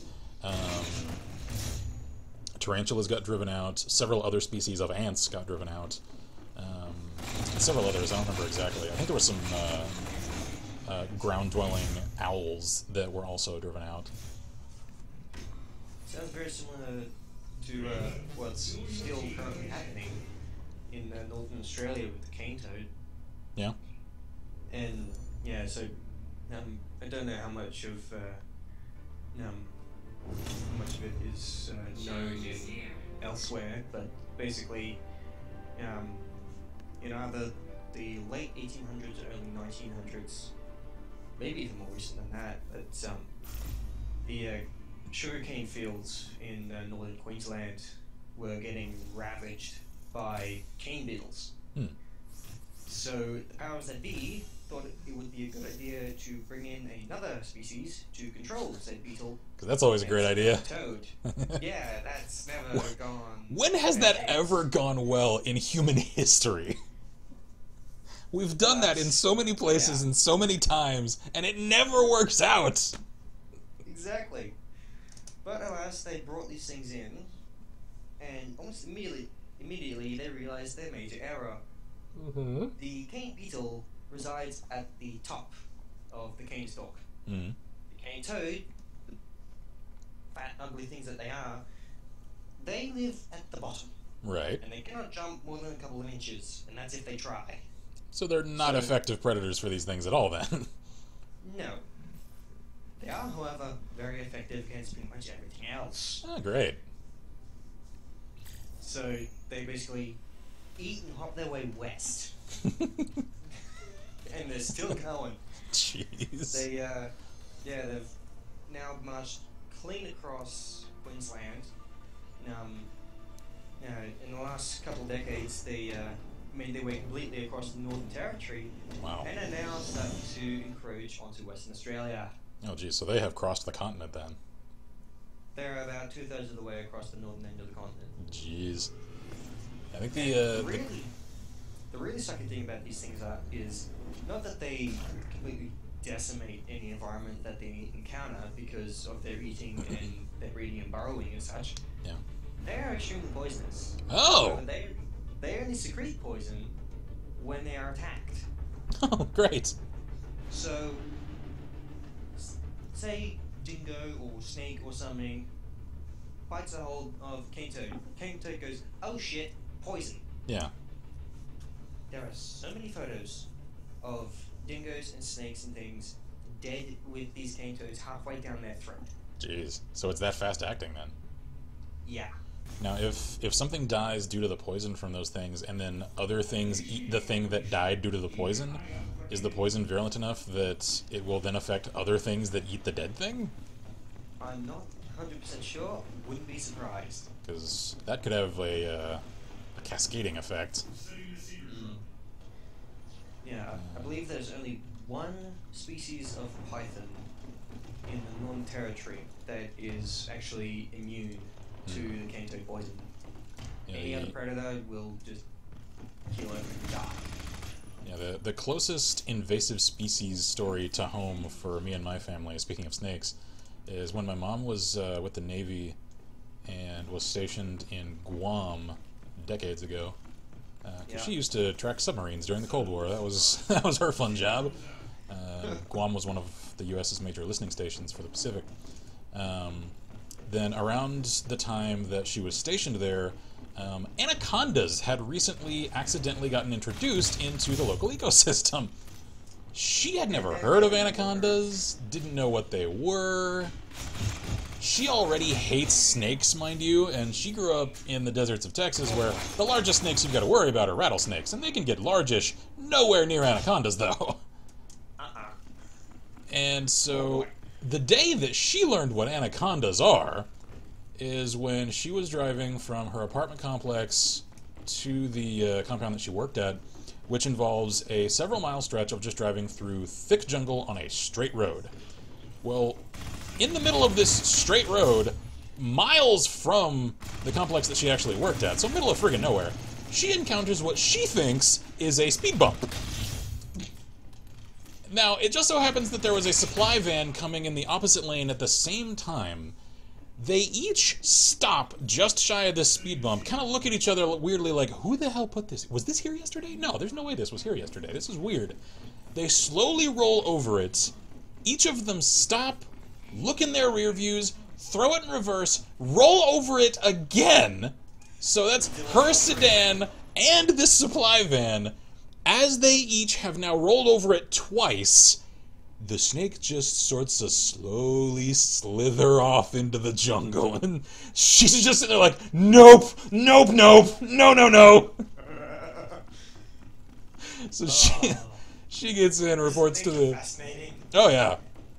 She reports to her commander, and it's just like, what the hell was that, and why wasn't I told about these? He's just like, oh, yeah, that's anacondas. They're an invasive species. They got off of a shipping vessel a few months, years ago, whatever it was, and there's actually a price on their heads. So, yeah, if you want to make some money, go hunting out in the jungle. The local authorities will pay you for them, because they want to get rid of them, because they're eating all of the friggin' cows and stuff around here. And she's like, no, no thanks. They can do the hunting, please. The biggest snake I've ever come in contact with was at least 10-foot long olive python. Ooh. Thing is, I only came into contact with this thing because my dad decided to play Steve Owen again. So we were living in the Northern Territory at the time, and he was on his way back in the middle of the night from a deployment with the military. So he's driving his little rental car down this deserted desert highway in the middle of the night and sees this snake out in the middle of the road in the other lane. And being the Steve Owen wannabe that he is, he immediately pulls over and goes back to check it out. Of course. And looks both ways before crossing and all that. Sees a bus coming out of the way that he was. And decides, I ain't gonna leave this snake here to get run over by a bus. Oh, great. Runs out onto the road, grabs this thing up, stuffs it in the back of his car, and keeps going. What? Why in his car? Why not just the side of the road? Because it's my dad. And so anyway, story gets better. A few minutes later, he's just driving merrily with a snake in the backseat. So it doesn't want to stay in the backseat. Well, of course not. It starts investigating forward between the driver and passenger seats. So to fix this little car, he turns on the AC, turns up the fan full bore, pulls the fan straight back. Ah, so he's trying to cool it down. Yeah, so the snake doesn't want to come through with cold air to get to him, so it just goes up in the back seat and goes to sleep. Okay. Makes sense. The story gets even better. Great. Once he gets home, bear in mind at this time we currently have a pet child's python that we actually found in the backyard of the sea. That's a different story. But my dad had to put together this little terrarium, or rather, it was quite a large terrarium for this 3-foot long snake. Right. So he gets home with this massive python in the back seat, takes our snake out of the cage, puts it in an ice cream tub, and puts the big one in the tank. Okay. Next morning, the rest of us all wake up, and Dad's all excited, like, oh look, the snake, it really grew overnight.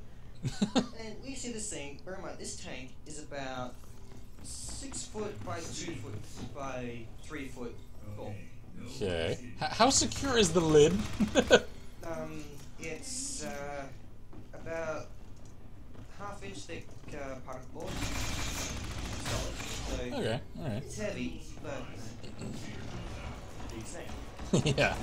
So big, it goes one end to the other twice with S's. Jeez.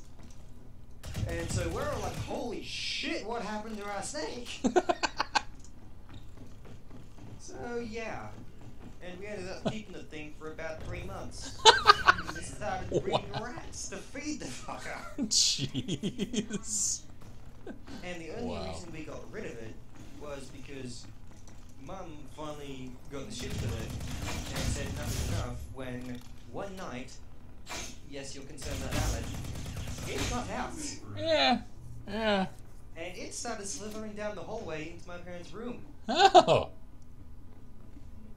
Our 5-pound dog was sleeping in said room. Ooh, yeah, so small wonder what it was going for.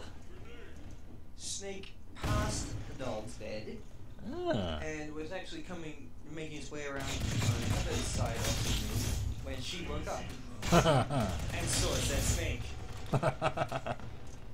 It was gone the next weekend. I'm sure. We released it into a national park. Yeah, I think the weirdest pets that a friend of mine growing up had was a monitor lizard that was easily 4 to 5 feet long. Like, this was a huge monitor lizard. Oh boy. And I can tell you firsthand, like, people will tell you that you don't actually have to worry about the teeth so much on them, because they're not actually super aggressive in that manner. They are a little testy, though, temperament-wise, and my god, they are not shy about slapping the shit out of you with their tails. Oh, yeah. You do not want to get tail slapped with a monitor lizard. No, and I've seen quite a few of those in my childhood as well, because Dad, again, sees one lizard. Yeah, they're native to Australia, right? Yep. That's what I thought. Goannas are rampant around here, as well as water monitors and a few other species. Gotcha. But yeah, it's like, my dad has caught so many monitor lizards that he has even come up with his own technique to catch the things. He'll chase it up a tree, and it'll usually stop about 6 or 7 feet off the ground, and that'll go around to the opposite side of the tree because the lizard can't see him, and then get one of us to tell him about how high up it is. Bear hugs the tree, lizard included, pins it to the trunk, and moves around, and then tears it off. And then usually ends up with this bare chest getting, Cuisinart.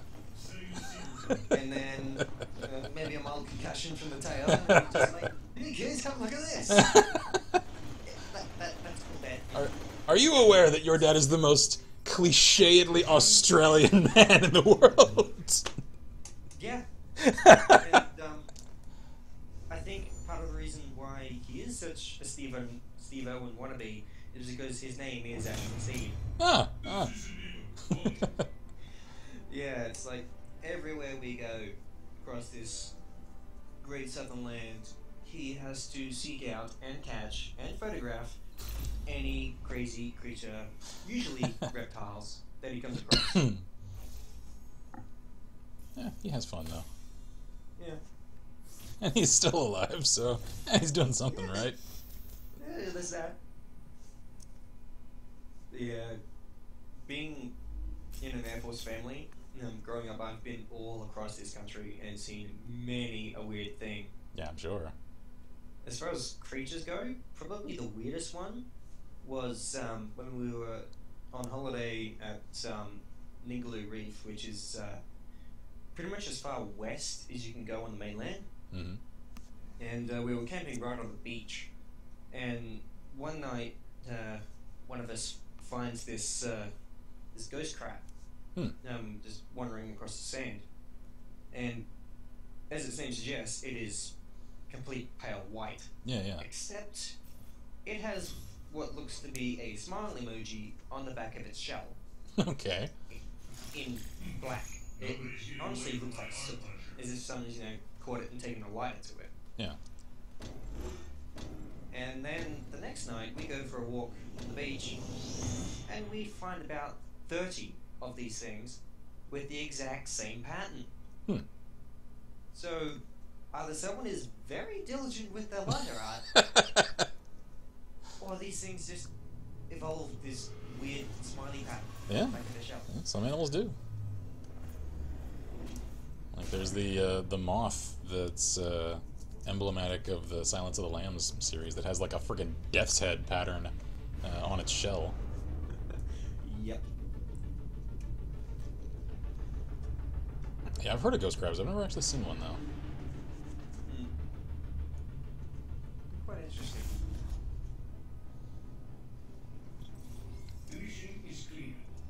Let's see. Which map is... Oh, okay, finally, a map I recognize. Okay, I know this one.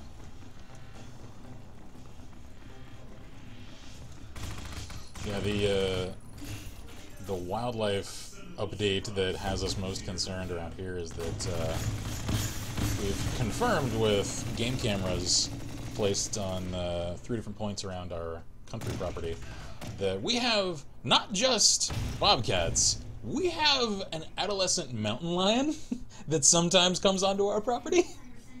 Ow! Yeah, just a somewhat large animal capable of taking down animals larger than humans. Yeah.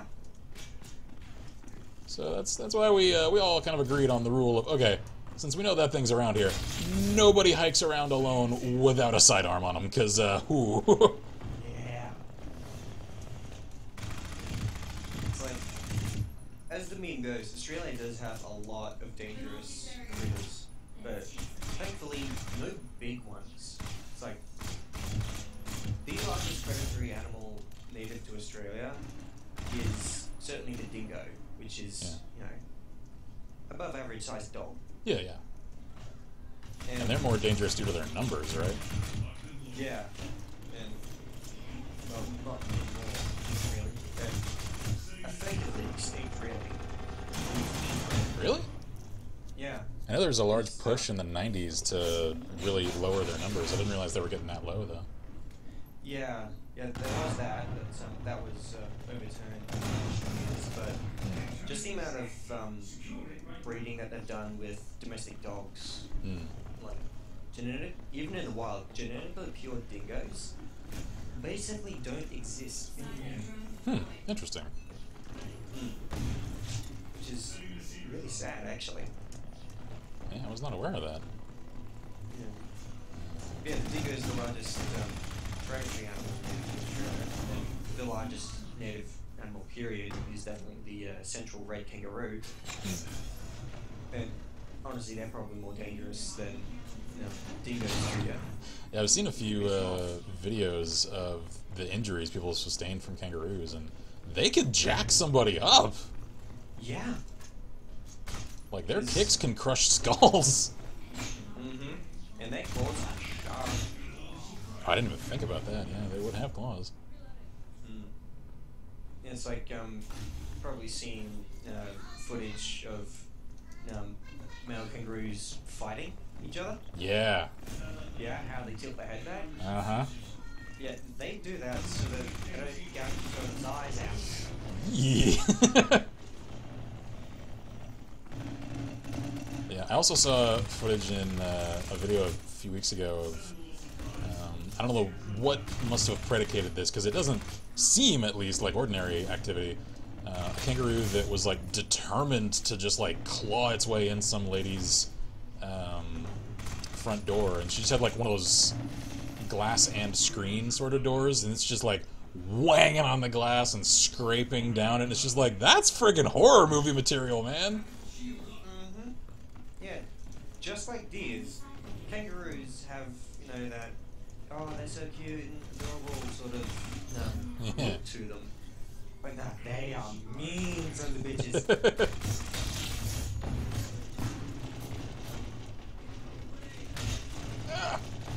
And not to mention the fact that you can't even outrun them.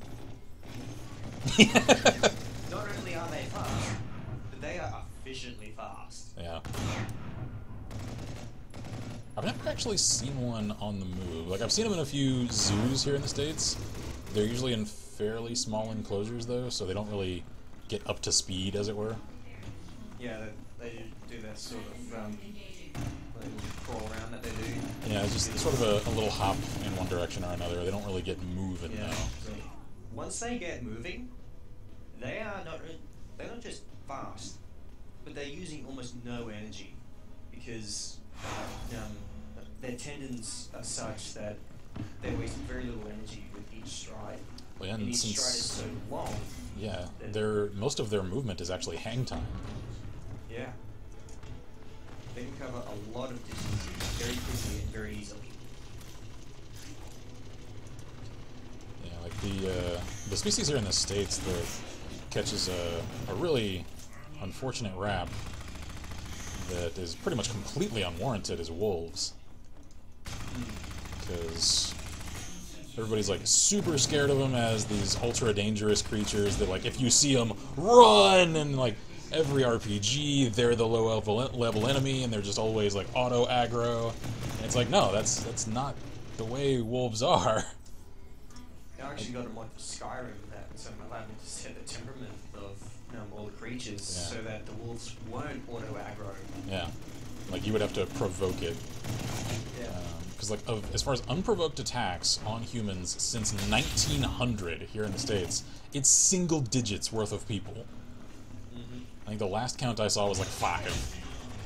Yeah. Now the species that, for whatever reason, people, at least in general, tend to think of as like, oh, they're cool and cuddly. Like if you see one in person, you're probably gonna freak out. Not as much as wolves though, for some reason. Bears. Yeah. They actually do attack people pretty frequently. Oh yeah. Yeah, ironically, kind of, the species in Australia that gets that same sort of thing is koalas. Really? Koalas look, cute, fluffy, and just cuddly. Unless it gets wet and shrieks, in which case they look horrifying. Yeah, it doesn't stop there. It's like, similar to kangaroos, they have meat claws. Oh. They are strong. Are they really? Yeah, they are very strong. I did not So know that. if you get on the bad side of a koala, you're probably not going to have a face left. Oh, jeez. I was not aware of that. I figured they were probably, like, tree sloths and just probably really docile. Nah. Oh, great. It's like they do spend 20 hours a day sleeping, but yeah, you take them off, you can know about it. For those remaining few hours, though, they're killers. And then there's the fact that koalas' fingerprints are so similar to humans that they've been mistaken for humans at crime scenes. I've heard about that. Yeah. That is so weird. And it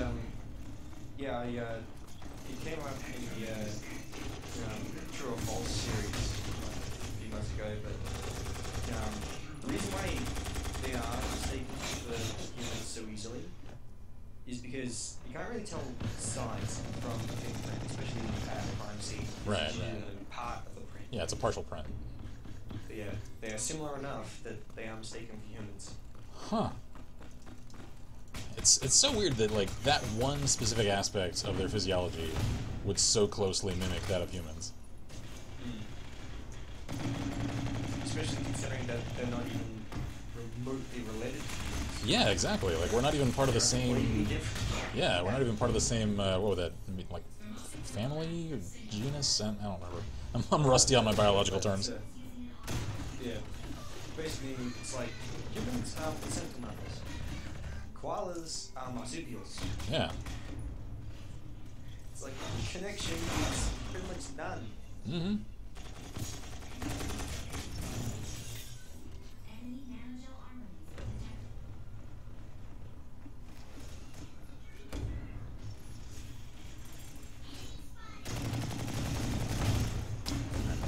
This basically just turned into an episode of Animal Planet.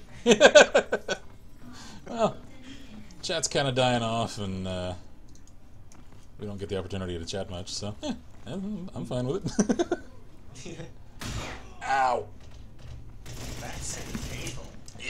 Yep, walked right into that. But see you in a sec. Oh yeah.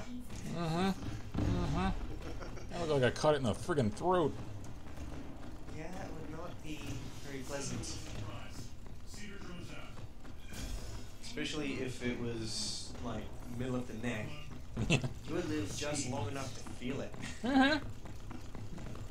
Whoa. Ow, damn. So, yeah, it seems like whenever I play these FPS games, it pretty much always turns into a podcast of some kind. At least this one isn't just sitting on a stationary menu this time. Yeah, just sitting on a menu, talking about space, because I always ramble about space. Space is so cool, man. It is. And I'm really sad that I don't like the constitution of the first space nation. What? Did you hear about them? Oh geez, Asgardia. It's a literal space nation that is founded and funded right now through a Russian former oil millionaire that has declared himself politically neutral and really wants to focus on the furtherance of a unified, like, humanitarian interest in space technology and exploration, and making space a step forward as a unifying cause for all humanity. All pretty noble goals. And then the several 100,000 actually people that registered as the founding citizens of this space nation online, they cast their votes yay or nay on the first proposition of a constitution, and it got passed for the Asgardian government structure. And I actually agree with a fair amount of it. There's just a few points where I'm like, I don't like the precedent that some of these things set. For one, it's referred to as the Space Kingdom of Asgardia, which comes with some issues. And the major problems that I had with it come down to the fact that the head of state can declare a state of catastrophe, emergency, or war, and during that time has unilateral authority over all segments of government, and they get to decide when that state is over, and that there is I think they call it a prosecutor general that can decide whether or not the head of state has overstepped the limits of their station, and then can put forward a vote to oust them from office, which sounds cool, except at any time the head of state reserves the right to not only appoint the prosecutor general, they can also remove them at their leisure, which means that in practice that check on that power is toothless, because they can just get rid of anyone that naysays them. So I'm like, this is a system rife for abuse, no matter how noble its first occupant of station is. It's only a matter of time until someone who's not so generous and so forward-thinking occupies the station and abuses it. So I'm like, nah, I can't get into that. Yeah, it's like, see the Star Wars prequels. Yeah, exactly. Also, Piracy, it says, I won't be here for long, but hello. How it goes, matey? Good to see you. Welcome to the Animal Planet / Space podcast. You know space had to come up at some point. Yeah. If it's me just rambling, space will come up eventually. So yeah, I was... seen the announcement of the first SpaceX Falcon Heavy payload? Yeah, that was cool. Yeah. The Tesla roached a blasting space oddity. Yeah, I also watched the Tesla demonstration for their new vehicles I think it was a few weeks ago. I only just saw the presentation that Elon Musk himself gave at their major conference. I just saw the footage last night. The Semi. Yeah, the Semi, the Roadster. And it's funny, I'd never seen Elon do a public conference stage performance ever. And it's so strange, having seen him in interviews and how articulate and thoughtful he is, and then seeing him on stage, I'm like, oh, Elon, your poor nerves, you're a stuttering wreck, what happened to you? Yeah. He is not great on stage. Barra says, space always comes up eventually. It's Oh, yeah. everywhere. Yeah, this is true. We don't have to go to space, we're already in space. We just can't see it because there's atmosphere in the way. Technicalities. Okay, I'll see myself out. Yeah, Tesla is really awesome.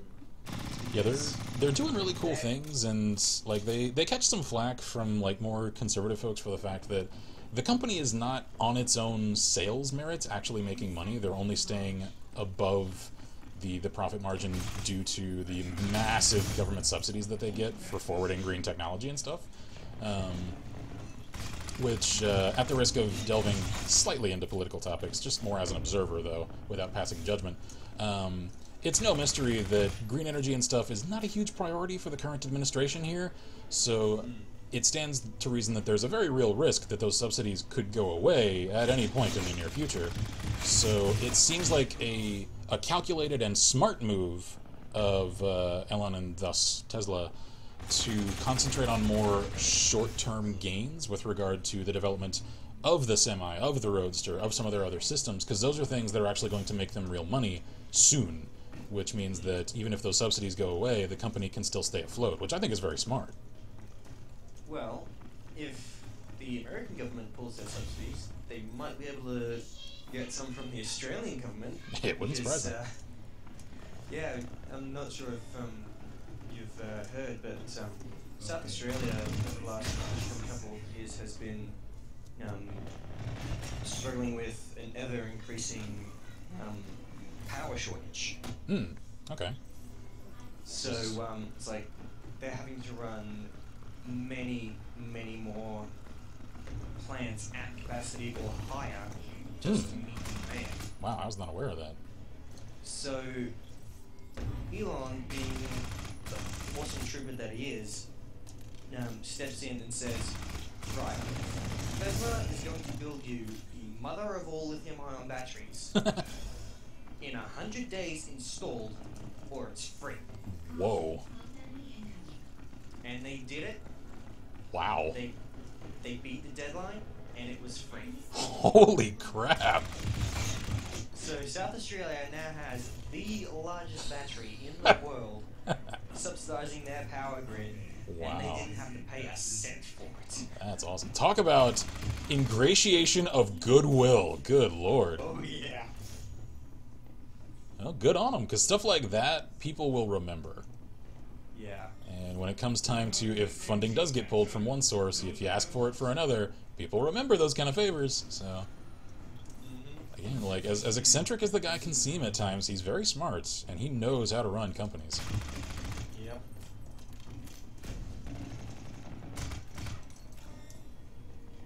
And the process, oh, is that where the giant solar battery thing was? Yep. South Australia is now running on basically a god tier battery. Yeah, it's like, screw your double A's, we got this mother of a thing. Like, how much of a charge does it hold? I'm curious. You know, I'm actually going to Google it. Let's see.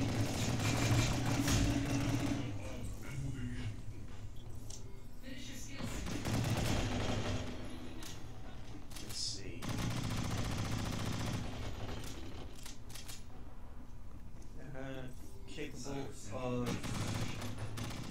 able to store 129 megawatt hours of energy. Whoa. Yeah. Yeah, that's enough to power a few cities for a while. Yeah, capable of max output of 100 megawatts at a time. Jeez. That's like the equivalent of a hydroelectric dam.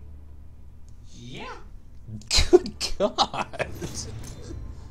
And the thing is charged, by the looks of this page at least, by wind power, so turbines. Wow. So green across the board. That's really cool. Yeah. Institution in the U.S. when? Yeah. Lord knows we have the land for it. Then again, West Texas already looks like it's growing giant white stubble out of the rocks, because I remember when I was a kid driving from Central Texas to West Texas out to El Paso to visit family, that it was just empty desert everywhere. Like, there was nothing to look at throughout most of that drive. Now, most of that drive, every direction you look, there are just those giant white windmills everywhere. Yeah. And Australia is very similar, because it's like 80% of our land is arid or otherwise very sparsely inhabited. And it's like, stick some turbines or solar arrays or like other energy out there. Do it. It's like, use that space. And like, I know there's a concern from some people that the wind turbines can like affect avian migration and stuff like that. I'm like, maybe it's a non-expert outsider looking in, and maybe I'm wrong here. I just don't suspect that a few fans here and there, essentially, are going to cause enough disruption for those species to threaten them. I mean, sure, yeah, the tips of the actual, like, fan blades, yeah, they're actually moving really quickly, and if they catch something in flight, yeah, it's probably going to kill it. It just seems like the odds of anything flying, even through the path of one of the turbines, the odds are pretty low statistically as far as just surface area of space that these things occupy, that they'll actually run into it. So again, maybe that's just my ignorance speaking of how much it actually does affect them. It just, it seems implausible to me that it would cause enough of a problem to warrant just scrapping the whole idea instead of relying on more environmentally damaging power sources. And in the case of wind power, it's not just these big ones out in the country that are available. There are several designs for vertical ones that go on tops of buildings. Yeah, I've seen some of those. Stick about 100 of those on top of a sort of rooftops in New York, and there's 10% of your power bill gone. Well, in at least down here, there are several companies that do private sales of solar panels, and it's it's often marketed really cringy in terms of the way that it's like, the power companies don't want you to know. And the fact is, they don't, though. That some of these solar cells are getting so efficient that if you live in an area that gets consistent enough sunlight and your house is angled properly for the installation to actually do something, then there's, like, my old supervisor when I used to work for the county, she had these installed on her place, and their solar cells were so efficient and generated so much power that they were actually putting more power into the grid than they were taking out, and the power companies started paying them instead of charging them. So, like, the ubiquity of those, I think, should, I think, you know, assume a much higher priority place than it is now, because it just seems like it would make sense.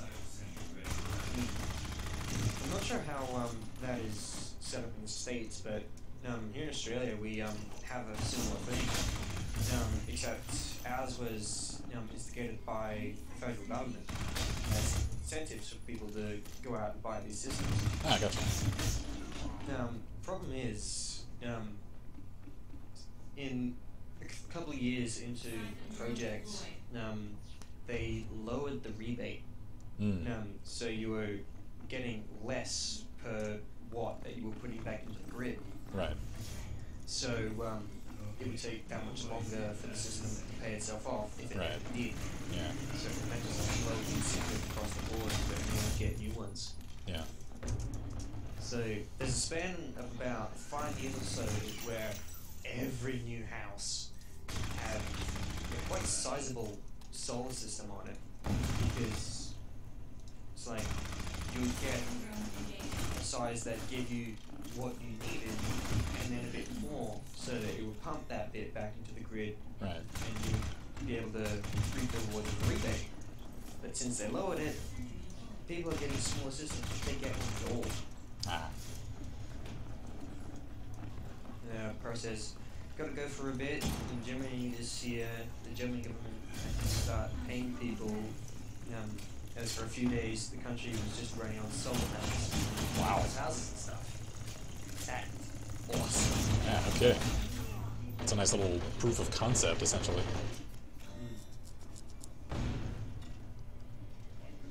And there's another form of alternative power that people around here often, usually conveniently, forget about, and that's nuclear. Yeah, yeah. I'm not sure if you know this, but Australia has one of the largest reserves of uranium of any country. I did not know that. Certainly in the Western world. Interesting. And we export all of it. Huh. I did not know that. We do not have a single nuclear power station in this country. Huh. Is it just due to the fears of the antiquated systems and the risks that they had? I I think it's just because we never had any programs that developed the technology for ourselves. Unlike the States and other countries did. Right. But yeah, we have a few reactors, but they're mainly in hospitals and labs and stuff. Right. For other purposes. Yeah. We don't have atomic power. Huh. Even though we are probably one of the best places in the world to have it, because not only do we have massive reserves of stuff, but as far as things go, Australia is very technically stable. We don't get very many tsunamis and such. Yeah. Yes, we get cyclones, but they're all up north. So, stick a few reactors down along Great Bight. And the thing with nuclear power that a lot of people, even today, still don't realize is that Chernobyl and Fukushima aren't going to happen again if it's done with the new reactor construction methods. Because those catastrophic meltdowns, if you make the reactors the way that the advanced ones are made now, that physically cannot happen. They don't go down that way if they sustain damage. So there is no risk of any, aside from extremely localized environmental contamination, even from a catastrophic accident at a facility like that. Like, you could plant C4 in the damn place and explode it, and it still wouldn't do much of anything to the surrounding area if it's made with the new methods. Yeah. So, like, that was one of the things that I was rather disheartened. I won't name names because, again, avoiding politics and discussion here on the channel. Suffice it to say, though, that during the last election cycle here, that was a talking point for some candidates, and some of the ones that purported to know a fair amount about, like, green energy and stuff like that were spouting off the same, like, 70s era paranoid concerns about nuclear power that are at this point completely irrelevant, because nuclear reactors are not made the way they were at that point. So those accidents are really a thing of the past. So it was frustrating to me to see people still just repeating the concerns that are now irrelevant and outdated. Even though nuclear power is extremely viable. And of course there's always going to be those few that decry anything nuclear because of the apparent potential for weaponizing it. Yeah, of course. But again, Australia is one of the best places for that sort of thing to happen, because we don't have a nuclear weapons program. Yeah. We don't have any nuclear weapons. Well, and the other thing to that is there are so many more permeable sources militarily for the acquisition of nuclear materials that if a place is even decently well guarded, which any place that houses nuclear material is, then there are far easier places to get one's hands on nuclear material for the construction of, like, dirty explosives, etc., than the Western world. Like, the amount of nuclear material that goes missing from Russia and other Eastern Bloc companies or countries every year is kind of horrifying. Yeah. And it's still not clear whether or not it's secretly appointed sales, or whether it's just people that get paid off and look the other way when people heist the stuff. Whatever it is, the fact remains, people are absconding with it one way or another. So there are channels available to people that want that kind of stuff. So citing that as a concern to just not use one of the safest and most efficient power sources on the planet, I don't know, it doesn't come across as a valid enough concern to write the whole idea off, at least to me.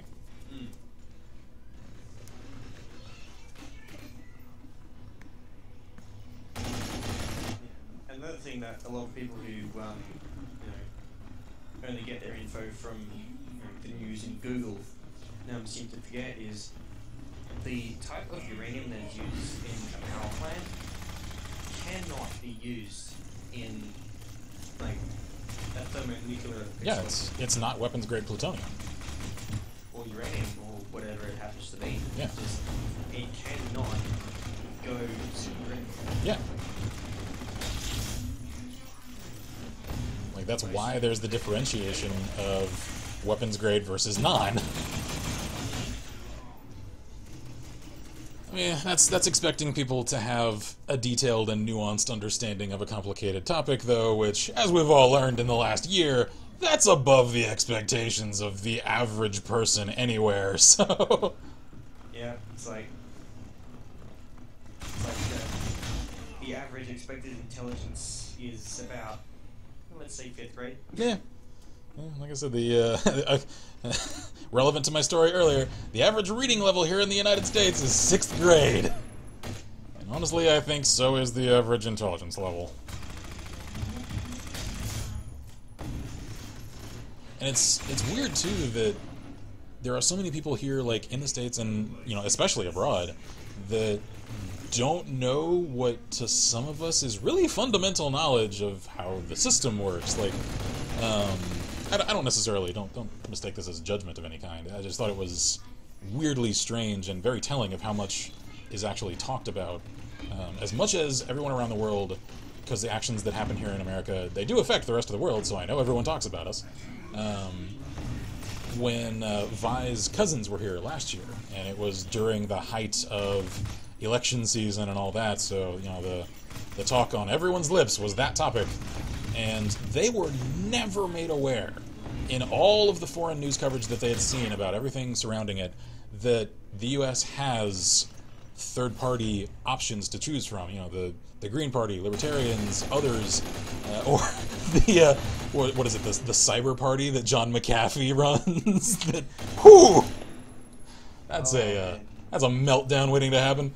And it was really interesting to me that, as much as they were very informed and aware of the issues regarding the major two parties that everyone's really concerned about, they didn't even know that these others even existed, much less know anything about what their platforms were or their viability or anything like that.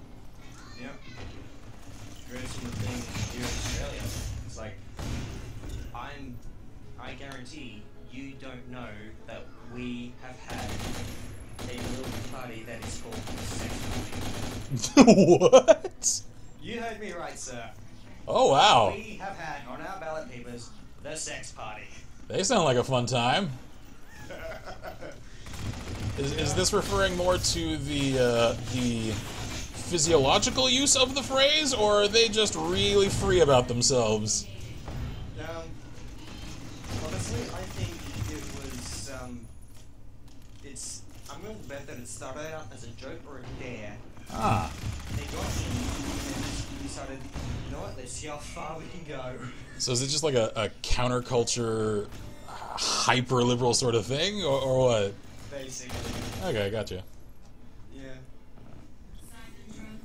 And it's actually interesting looking at the political setup of America versus Australia, because on the face of it, the basics are very similar and yet quite different. Yeah, in practice we're very different. Like, just like how one goes about voting. In Australia, you vote for the party, and then the party elects their own leader. And isn't voting compulsory there? Yep. Ah, okay. That's something. Fined You get fined if you don't? vote. Yep. Wow. I think you have about a week after the polling day to get your vote in, or you will be fined. Yeah. See, I've got like mixed feelings about that, because here in the States, obviously, it's not compulsory, and there's no governmental pressure to do it aside from just the cultural push to do your civic duty and participate in democracy. There's no consequences if you don't, though. At least not legally. And basically, the is that he cuts down on the I don't feel like doing it today sort of thing. Yeah. It's like people who can vote and may very well have a valid viewpoint that they can express, but don't feel like doing so that day. Yeah, well, like, what's really strange to me here, and talking with a lot of people, it seems like it's a non-partisan issue. Like, I've heard people on each side say that, I don't know why it's like this, and it really shouldn't stay like this. Here in the States, Election Day is not a national holiday. Like, your employer can tell you you have to work today, and even though it's voting day, you can't legitimately use that as an excuse to get off from work. So, yeah, it's messed up. Like, I don't understand why it's like that. Yeah, in Australia, holidays, if at all possible, set on the weekend. Yeah. If not, it's a public holiday. You do not have to work that day. Yeah, exactly. That's what I would think would make sense. Like, put it on a weekend, make it a national holiday. That way, the only people who can't make it can do early voting registration and do it on another day. And that's the people who have to work their respective jobs no matter what, because they have to maintain minimum staff, whether it's corrections department staff, whether it's hospital staff, people that they really can't just everyone stay home. That's what early voting is for those people. What my dad did last year was he put in his vote early because he was going to be in the Solomon Islands on holiday day. Yeah, exactly. So, like, I don't understand why here we still haven't made voting day a national holiday. I feel like that would at least lend so many more people a chance, especially low-income people who have physical difficulties having their word represented in the polls due to the fact that obviously the lower income you are, the smaller chances of you getting off work on voting day are. It seems like they're underrepresented just due to the physical difficulties of actually making it to poll stations on a work day. Yeah. And I think that's another big reason why voting was made compulsory here was to get a much more comprehensive representation of the entire population. Yeah. The one issue that I have, though, of making it compulsory, and maybe this is the cynic in me talking, is that some folks, that especially the ones that aren't really all that inclined to go vote, they're probably not that inclined to vote because they probably don't care. And if they don't care, how informed a vote are they really casting? Yeah, well, that is exactly me, actually. Yeah, like... But it's like, and you do get that portion of the population that just doesn't care, so they cast a donkey vote if, or anything like that, but I think it's far outweighed by the amount of people that do vote that otherwise wouldn't if they were given the choice. Yeah, that's probably true. That number probably does far outweigh the people that just don't know even the fundamentals enough to make a semi-informed decision. So, and like, it's... at least for us, when all else fails, choose a party that has a cool name. Yeah, oh yeah. Hey, I did that during a fantasy football charity league that we hosted at my my former sales agency. You know this story. I'll relate this story for anyone catching this on the archive, because I know there's like no one watching live right now. For the sales agency I used to work for, we did a charity event. This was several years ago, where it was like a $20 buy-in, and then whenever the end of the fantasy football league was over, then half of the pot would go to the winner, and the other half would go to, I forget what charity. I think it was a children's cancer research thing. So I was like, okay, cool, good cause. I don't know the damn first thing about football, and we're talking American football here for our international viewers. And so I was just like, I'll show up to the drafting party, and I'll just hang out and have some drinks and eat some chips and then pick random names. And I made a policy that night, because I have, for a long time, put faith in the power of names. Because for the sake of example, anyone watching this, when was the last time you met a loser named Vincent? You haven't, have you? It's because it's a strong name, and a strong name leads to confidence. Confidence leads to success. And so that day, when I was handed the list of people to choose from, I just went down the list, and I picked the people, regardless of their positions or their stats, because I don't know how to fucking make sense of those stats, with the coolest names. Everyone was just looking over my shoulder like, dude, you picked a wide receiver for your tight end. What the hell are you doing? I'm like, I don't care. He has a cool name. Shut up. And then come the end of the season, I came in third out of a group of like 30 people. I actually, I had several people look at my list like, this should never have worked the way that it did, and yet, lo and behold, here we are.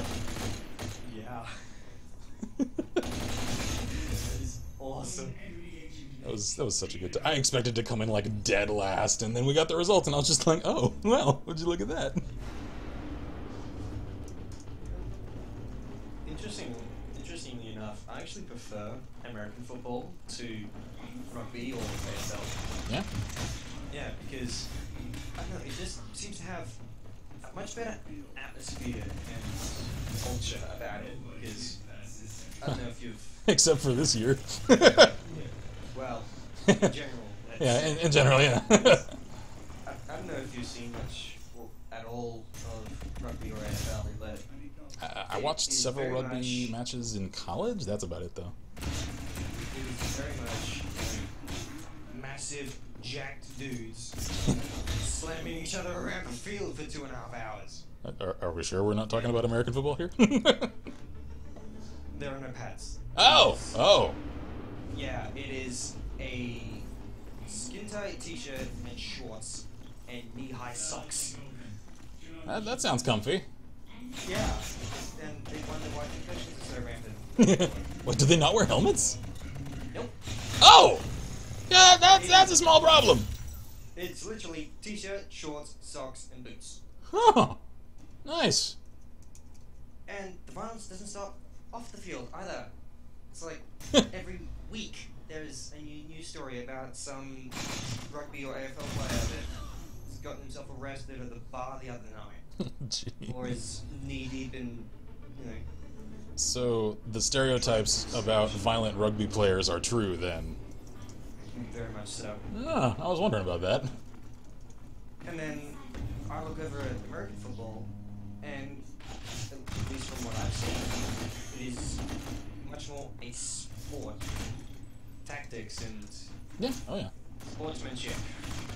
Yeah, a lot of the culture surrounding it is very, like, consumerist and, I guess, materialistic. Like, there's a whole lot of marketing that surrounds the whole thing, a whole lot of money changing hands. And like, in general, it seems like it's generally a lot of the type A, really competitive dudes that usually get into it, with, of course, a lot of exceptions. Like, there's a lot of women that get into it as well, and there's some really, like, chilled out people that also get into it just because it is actually, like, as much as some people are loath to admit it for some reason, it is a complex game, and there's a lot going on. There's a lot of deep strategizing that goes into things, and I know that's what appeals to a lot of folks about it. My dad, for instance, was super into football when I was growing up, and was actually one of the first people I had ever heard of who participated in, like, the early days of fantasy football when I was like 13, because he was really into, like, the theoretical strategy of using like dream team players to see, like, okay, if we were to combine stats and really handpick these people, like, what would that team actually perform like? And like, as someone who really enjoys doing thought exercise character specs for things like tabletop games, I totally understand the appeal for that. Like, one of the sort of turnaround discussions that I was really, like, proud of everyone in the room, this was in college, was when there was one friend of mine who was really, like, disparaging football as just like, it's just a meathead's game, this shit's stupid. And then another friend of mine was very skeptical of, the appeal and the depth of like Dungeons and Dragons, doing tabletop games. And I reminded him that, football is really, especially fantasy football, it's just a tabletop game that's themed around football. You get that, right? Like, it's all numbers and stats and stuff and theoretical happenings. And he's just like, oh, yeah, I guess. And I'm like, so really, the football fandom is just another type of nerd. You're just a sports nerd. We're game nerds. So yeah. We're people of a similar type. We just have different skins that we prefer our nerddom to wear. And they were each just like, oh, I never really looked at it like that. Yeah, it's like the argument for watching Let's Players. It's like, yeah. Well, why would you watch someone else play a game that you can play yourself? Same reason people watch football on TV. Cricket. Yeah. When I pointed that out to my stepdad years ago, he was just like, huh.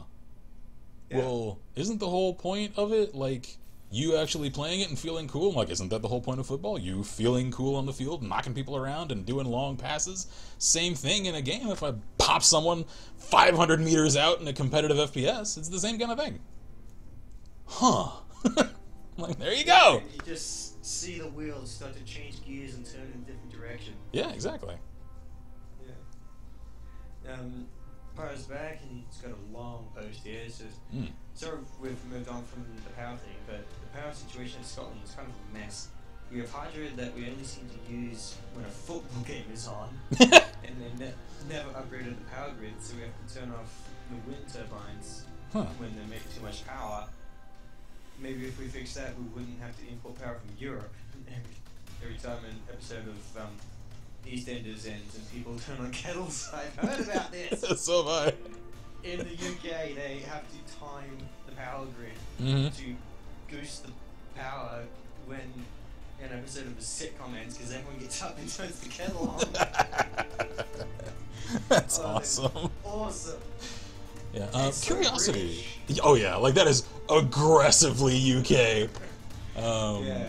Curiosity question. Speaking of northwestern Europe, I won't make the mistake of saying speaking of UK and then refer to Ireland, because that'll make people mad. Oh yeah. Yeah, I'm aware Ireland is not part of the UK. Irish people, calm down. Don't kill me. Yeah. Well, they're a small section there. I heard a few months ago, and I even saw Gavin, Miracle of Sound, on Twitter talking about this. And like obviously he's still alive and talking on Twitter, so nothing too terrible happened. There was supposedly a hurricane in the Atlantic that was supposed to like spin north and hit Ireland. Did that actually happen? And if so, how much damage did it do, if any? Because it seemed like a whole lot of people were really worried about it for like 3 days, and then nothing was said about it. So I was really curious, like, what actually happened there? Yeah, that would be a doozy of a problem. Exactly, because like that region of the world almost never gets hit with storms like that. And people were all like mentioning the fact, like, whoa, Ireland does not have the infrastructure to resist something like this. This could do devastating damage. And I was just like, oh shit. And then I didn't hear anything. I was like, well, I guess maybe the storm dissipated, or it was really weak when it made landfall. Like, what happened there? Considering, I think the highest point above sea level in Ireland is about 2,000 feet. Wow, I didn't know that. Yeah, it's really low.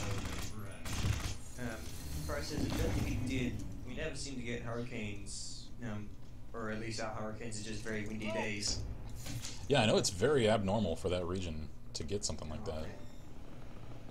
We dodged the bullet here in Australia over this last week because we just had a massive southern trough come through, and a couple of years ago, around this time, due to massive meteorological coincidence, a trough from the Southern Ocean and another one down from the equator basically crashed into each other over the eastern part of the country.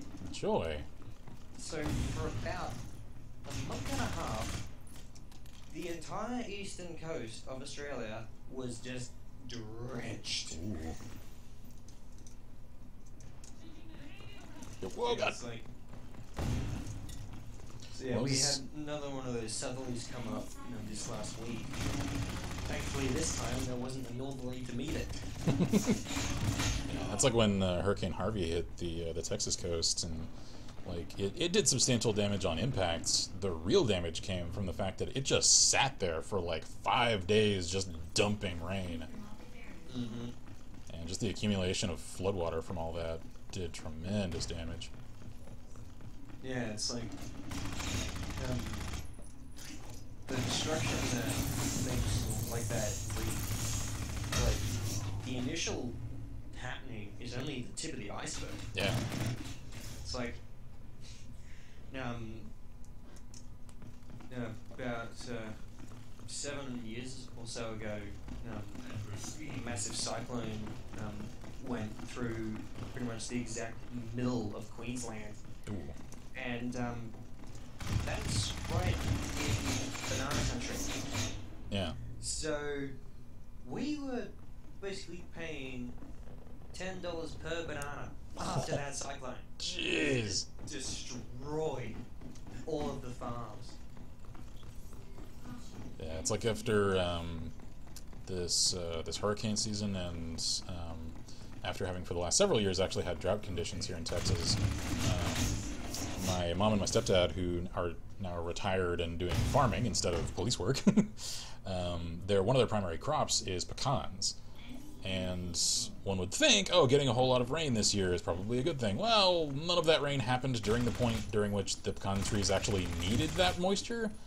So they had one of the smallest yields for their crop that like anyone in the region can remember for like a decade. And so people were super surprised when they were already closing up shop after like, you know, a couple of weeks of harvesting, when usually it lasts like a month and a half. And they were just like, nah, everybody in the region is reporting the same thing. Just, you know, the crop yield for pecans is just tiny this year. Yep. So they were having to increase prices to make sure that they were going to... oh, that's an enemy. I didn't realize that. Whoops. To make sure that they were at least going to make as much at the end of the season as they would had they sold the same volume as they did ordinarily. Yeah. Gotta make sure you're at least break even. Yeah, exactly. You gotta stay above board, so... yeah, there were some folks that were not too happy about the price increase. And they gotta make ends meet too, though, so... Yep.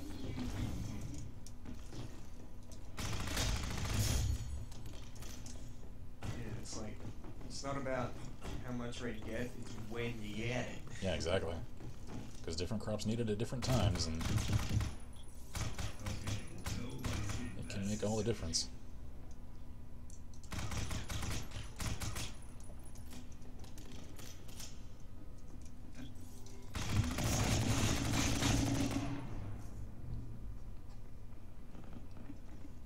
Well, we are getting fairly well stomped in this match. Bro says, whenever we get rebound hurricanes from places, we just end up with very windy / rainy days. We have plenty of those already. Yeah. Yeah, I know it sits in a similar region. Is Scotland as clichéedly rainy as Ireland is? Yeah, I was gonna say, what's the usual forecast for Scotland? Rainy and rainy with maybe a chance of sunshine? It's like in Washington State, where my mom was stationed for part of her Navy career, the last section of it. She was actually diagnosed as clinically depressed due to the almost complete lack of sunlight visible in that region of Washington for the few years that she was stationed there. Because you know, like she could count on one hand the number of sunny days they had all year during the time she was stationed there. Yeah, that would just take it out of you. Oh, exactly. It's just emotionally fatiguing. Because people do need sunlight, man. Mm-hmm. I mean, if for no other reason than vitamin, what is it, C? D? Okay, yeah. Kind of makes you wonder how the emperor penguins feel. How what now? How the emperor penguins feel in Antarctica after 5 months with no sun. Oh, probably the same way that Vi's family, the friggin' Norwegian Vikings do. They spend half the year with no sun. And the rest of the half with only sun. Yep. Yeah, it goes from, oh, no sun to, oh god, too much sun. It's like, there's one of her dad's favorite road trip stories from over there. They went to Nordkapp, Norway, which is the northernmost point in the country. One of the northernmost points of land in the world, aside from some places in Russia. And so they made like a 2-day road trip of getting up there. And this is a long way north. And he knew that he had driven for a while, except it was still sunny outside. So he was like, well, we must still have a little ways to go yet. Then he checks his watch, has to like triple take, because he realizes, oh, I've driven for 18 hours and it's still sunny outside.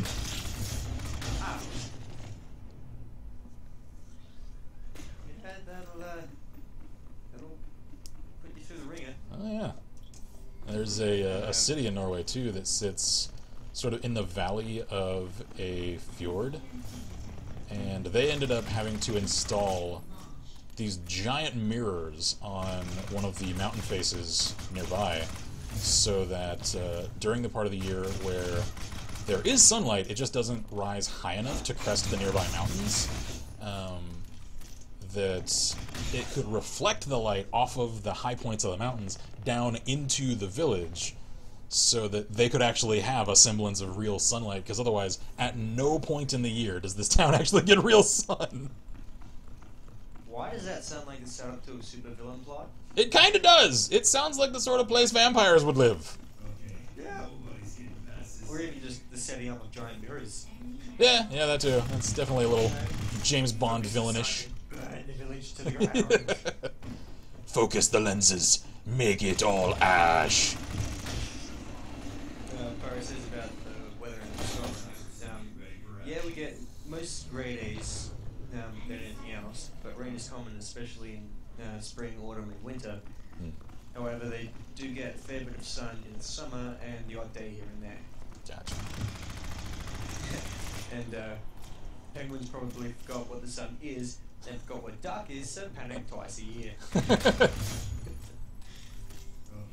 Penguins are such weird animals too, because, like, in some ways they're super advanced in their society, especially like as far as avian species go, and then in other ways they're so derpy. Yeah. And there's also the fact that because they have no natural land predators, you can just walk right up to them. Mm-hmm.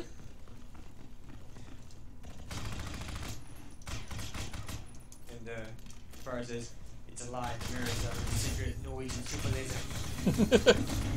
It's their protection against the Russians. It's a missile interception system, masquerading as a convenience.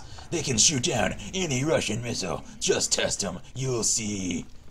And it's powered by the science of infinite ammo. Infinite ammo.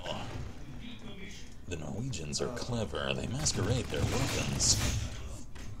Whoa, geez, wow, yeah, we got stomped. It's only a matter of time until they develop Metal Gear.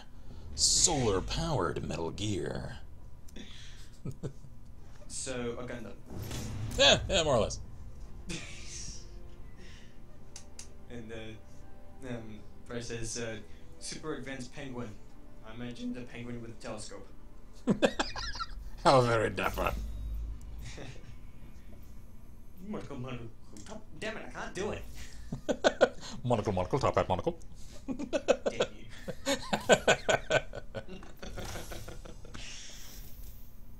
And I gotta have some things I'm good at. Yeah. I hope there's a sequel to So You're Being Hunted. I hope so too, because God, it's so good. So much class. Yes. And that ending rap, though. Yeah. I gotta rewatch that at some point, because man, that was fun. It's like recently I've gone on a kick of listening to music that I was really into, like in college, and like, yeah, call me a hipster. You're probably right. I liked "Stress" by Jim's Big Ego way prior to Jim Sterling using it for his intro and outro music on his channel.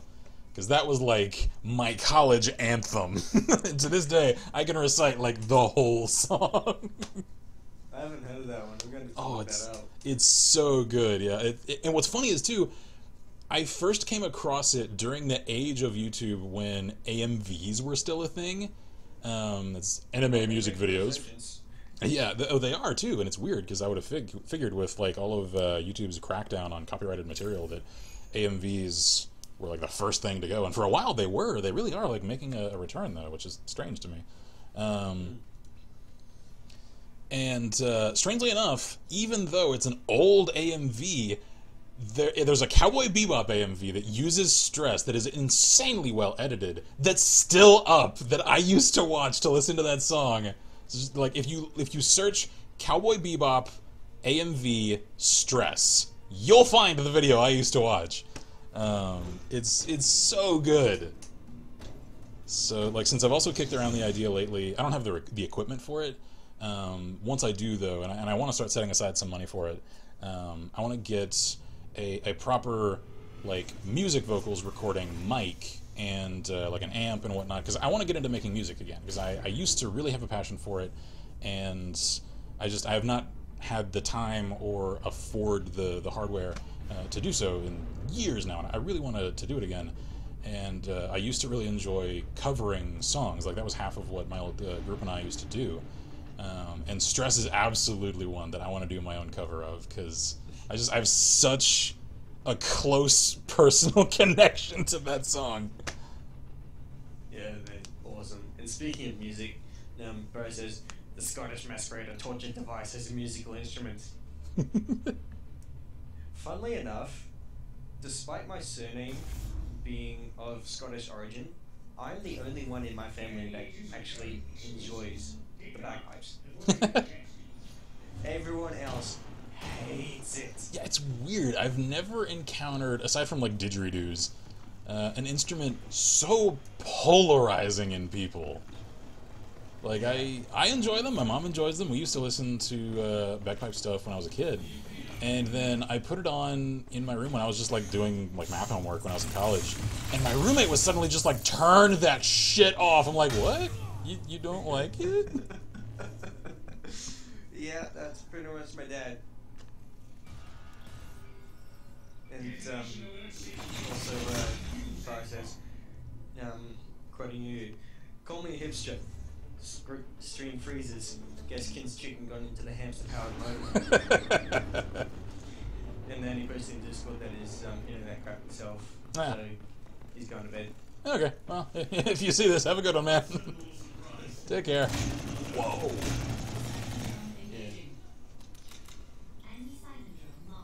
Yeah, the didgeridoo, similar to the bagpipes, is another instrument that I do enjoy music of, but so many other people don't. Well, and what's funny here in the States is that it carries a different extra set of like cultural baggage, because for some reason, I don't know where this started. It's very much a notable trend, though, that most of the people who play didgeridoos in a non-professional setting here in the States are dude bros in college that are trying way too hard to come across as like the cultured, different kind of guy. They're almost all douchebags. Almost none of them know how to actually play the damn thing. So it comes with this extra set of expectations of pretentiousness on the person that plays it, aside from just the sound that it makes. Yeah, it's like, you don't try to play a didgeridoo. You either do it or you don't. Yeah, exactly. Especially since it is so goddamn hard to play the damn thing. Yeah, like, I've tried, because a friend of mine had one, and yeah. I could not get it to do much of anything. That's because it's like, take how you would play, say, a trumpet or a trombone. You know, most of it's like lips and the mouth. Yeah, like with a didgeridoo, you gotta put your chest into it. Yeah, add on to that, throat singing, breathing modulation. Yeah, it is a full body requirement. Yeah. Didgeridoo. Even halfway good.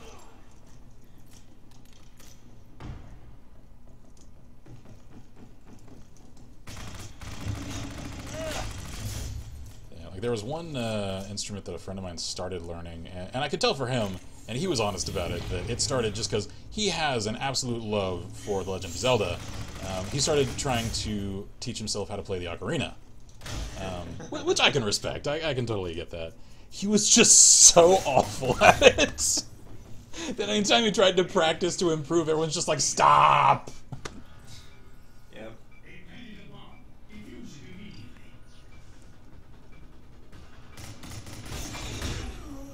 Damn.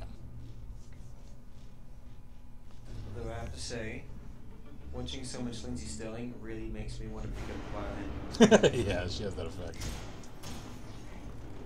Well, and she's one of those that, sort of like Family Jewel 7X for guitar, she makes it look so easy. Like, playing these insanely complicated, complex scores, and she's dancing and pulling off, like, ballet moves at the same time. And it's just like, oh, it can't possibly prove that challenging, can it? Yes, yes it can. Oh yeah. Especially since it's like I've looked into this a bit of the science of how the violin functions. If you don't bow it in exactly the right place, Yep. that's when you get that awful beginner screech. Mm-hmm. Because the way it works out is where you're supposed to bow it is actually right on the interlude, Yep. or I believe it's the seventh harmonic. Yep. And bowing it in that position stops it from forming. Oh yeah, I married a violinist. I know. Oh yeah.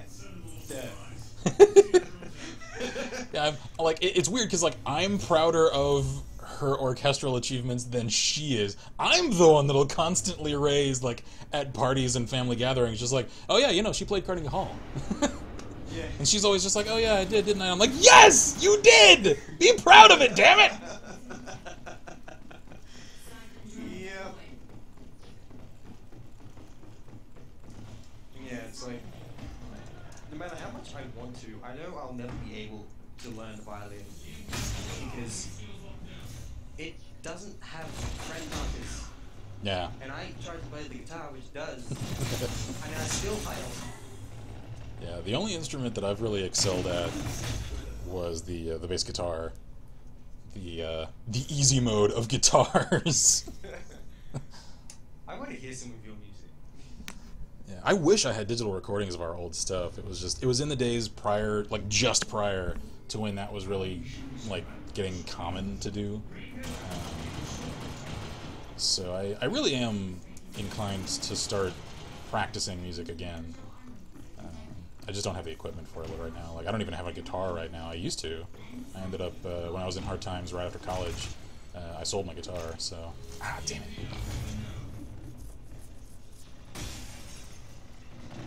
So yeah, one of these days.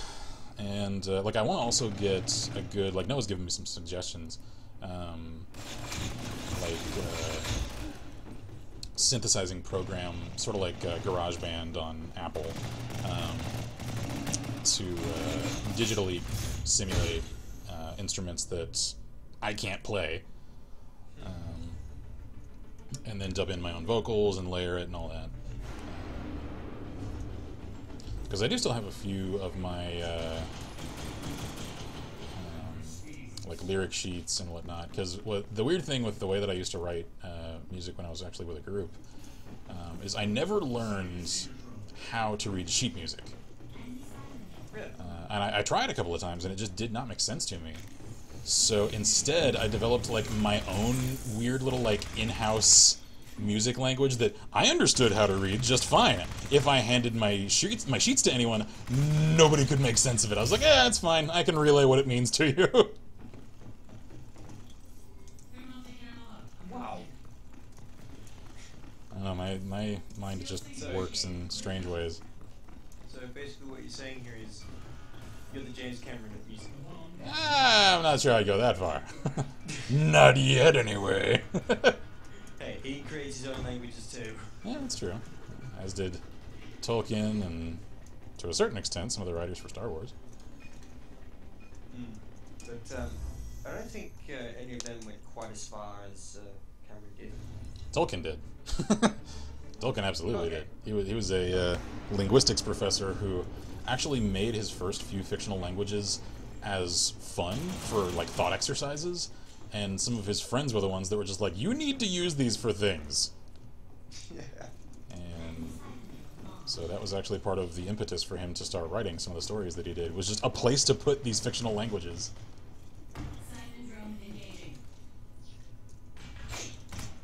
I get such a kick out of the fact that Tolkien as well was not super well received when his work first came out, and when it several decades later did start to gain a lot of appreciation, it was amongst the American hippie culture at first, for the most part, and him, this classically erudite, I think he was Catholic, Englishman, he hated these people. So, hit the largest fan base of his work, and he couldn't stand them. So he's on record lamenting that these are the people that gravitated toward his work, and the people of sound intellect and mind that he wanted to appreciate it never really did in his lifetime. I'm like, oh, you poor guy.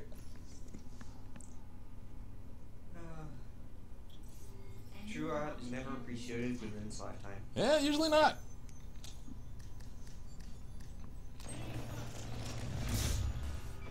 Yeah, I think now with the advent of the internet and social media, we're starting to see a little less of that, just because, I think part of the reason that, the old, artists aren't appreciated until they're dead thing is just because in old media and old communication methods, it took a long time for just word to spread about any given artist and their work.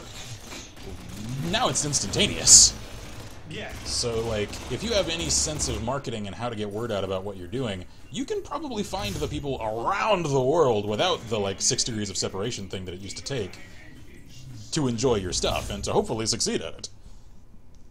I think YouTube is a sound example of that, because when I was in a conversation with a family member of mine a few months ago, was it some holiday or another, I don't even remember, about how the whole thing works, and they were just like, so it's sort of like street performers in that you're really just relying on tips from people and then this other ad revenue sort of thing, right? I'm like, yeah, sort of. For people who rely on just Patreon, that's 100% true. Yeah. And the rest of it, if you're relying on ad revenue, it's sort of like street performance meets conventional television insofar as the advertisers, unless you're doing something that they don't really care what sort of content you're making, as long as you're reaching an audience. That's what they want. They just want in on the people that you're reaching. So they'll pay you to reach those people, and then everyone profits. Ideally. Yeah, ideally. Yeah, not so much these days, but,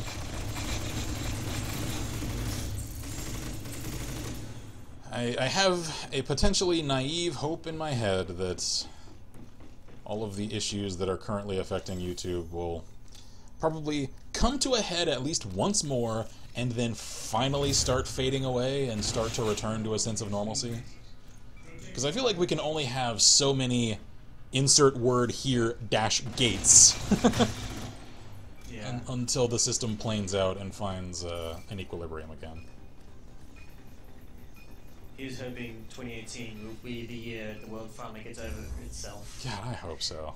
I have my cynicisms and my doubts about it. I hope so, though.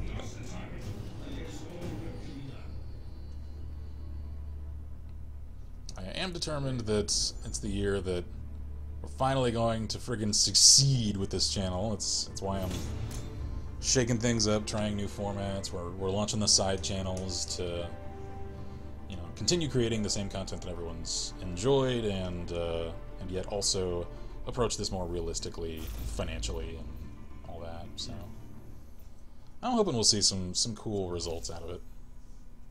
And I'm glad to be a part of it. Yeah, glad to have you. Yeah.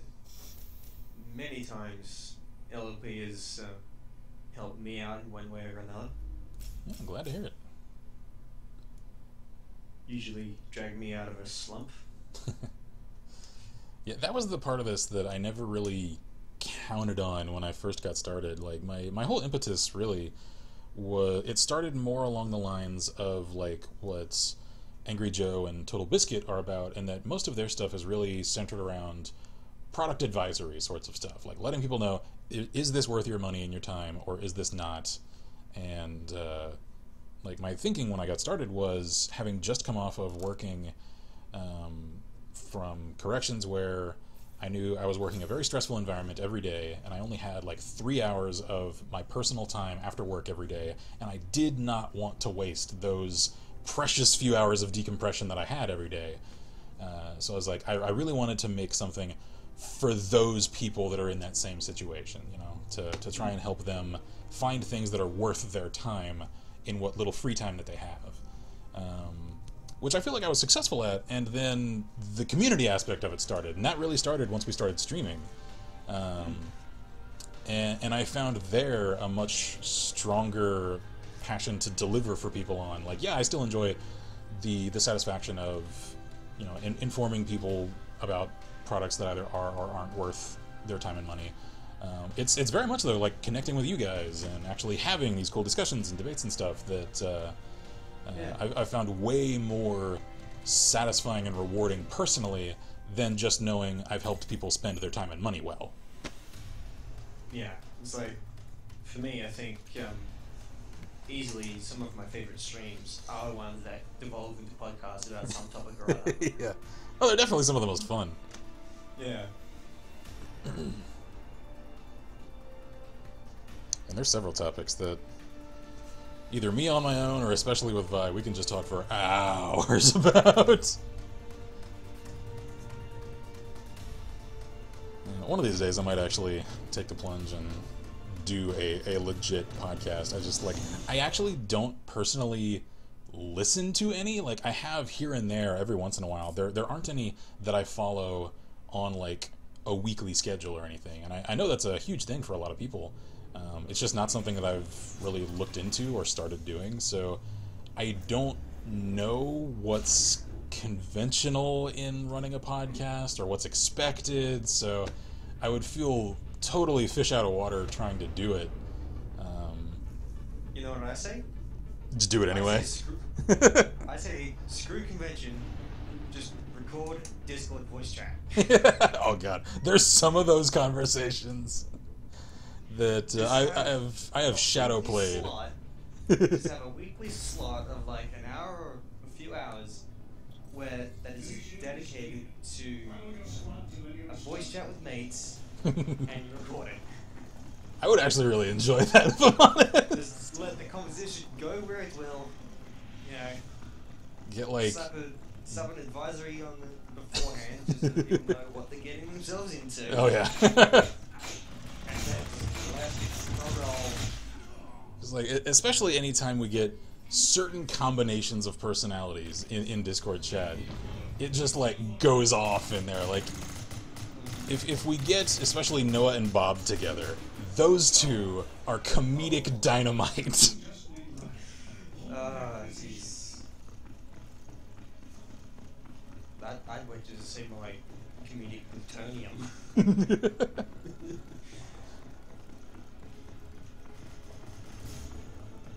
It's like if you get those two in a room together and then throw in the word tank.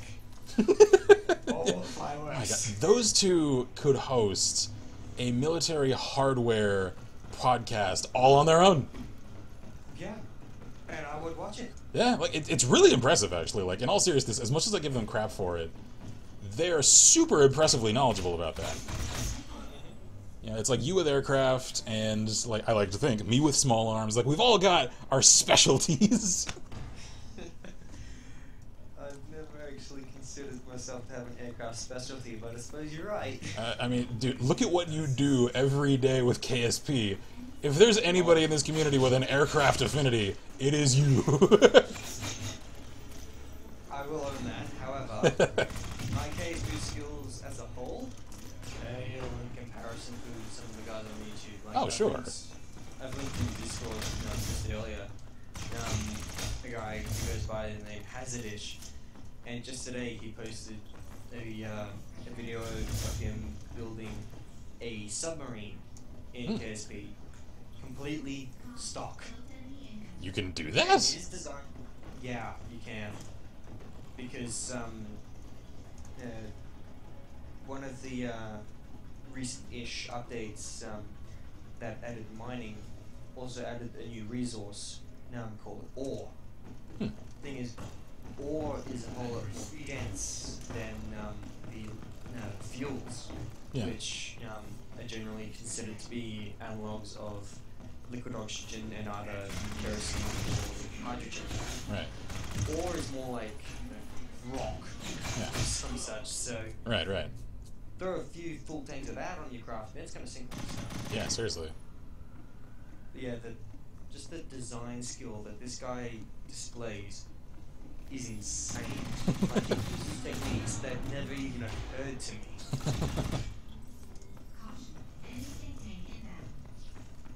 Yeah, like that's one that I've really wanted to get into again. It's just, I know there's so much that's gotten added to the game since I last played it that the learning curve has gotten way steeper since I did.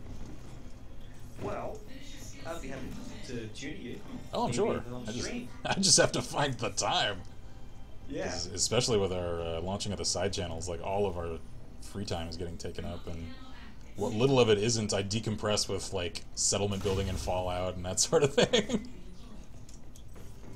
Like once we get the side channels launched, we will have so much relief. it'll suddenly feel like we have free time again.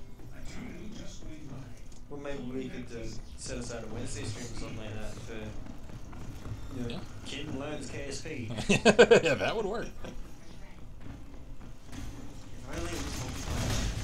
Yeah, exactly. Didn't someone make a multiplayer mod for it? I could swear I heard something about that. A few years ago they did. However, it was a buggy mess. Not least of which because of how the game works.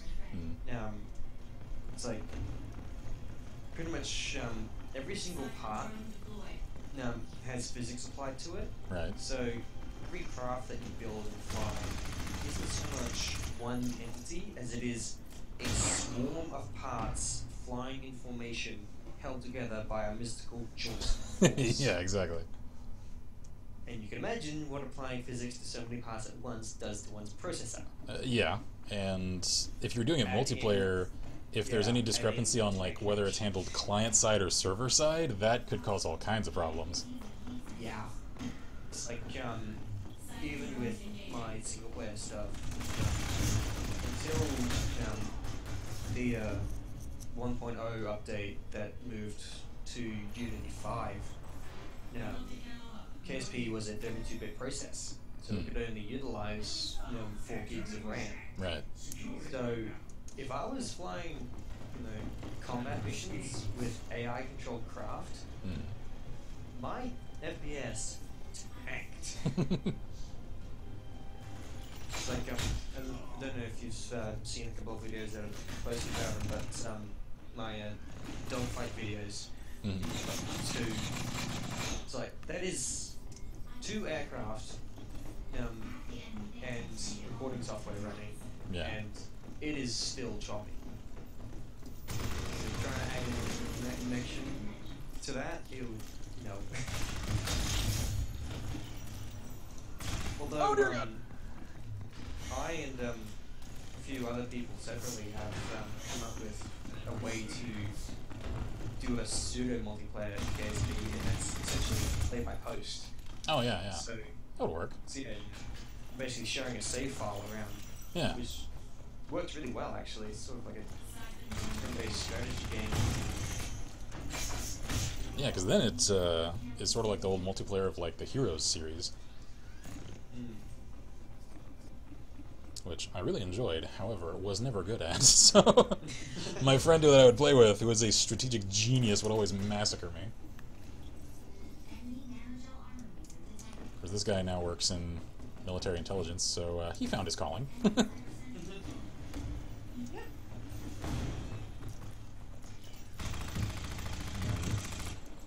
It lessens the ding to my ego to realize that someone of his caliber militarily is the sort that was demolishing me. I'm like, you know what? I feel okay about that.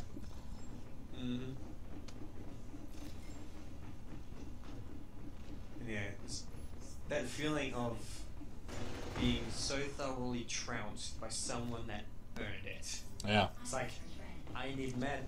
Well, and, like, one of my proudest things, and what's funny too, was like, he refuses to this day to admit that it was an emotional decision. The first time that I ever played an XCOM 2 competitive multiplayer match against him, I demolished him. And after we played like 3 rounds, only one of which he won, he was just like, alright, yeah, I think I'm done. I'm just like, what? You tired of actually getting defeated, finally? After you demolished me in chess all through college every single time except one, it's because you were plastered drunk? It's a true story. Oh, awesome. And he refuses to this day to admit that he doesn't like the fact that I was actually defeating him at XCOM 2. He was just like, no, it just got dull. I'm like, sure it did. Yeah, losing got dull, didn't it? Yeah. Oh man, and those precious few times that you actually get up on top, you have to hammer it. Oh, in of course. every time. Of course. Yeah. Like, Get your blood worth while you can. yeah, like way in our college days when he and I were roommates, we played the old Battlefield 2142, and that was when the Battlefield series still had the commander role that one person on each team could assume. And whenever he would take commander and I would take a squad lead, we were undefeatable. Because he would coordinate the macro strategies and I would lead the fire teams to go and take the objectives that he as commander would assign to us, and it was just dominoes every time. I miss those days. Sounds like so much fun. I miss that game. It's apparently still live. I haven't played it in freaking like 9 years. Maybe a little less, maybe like 7. Even so.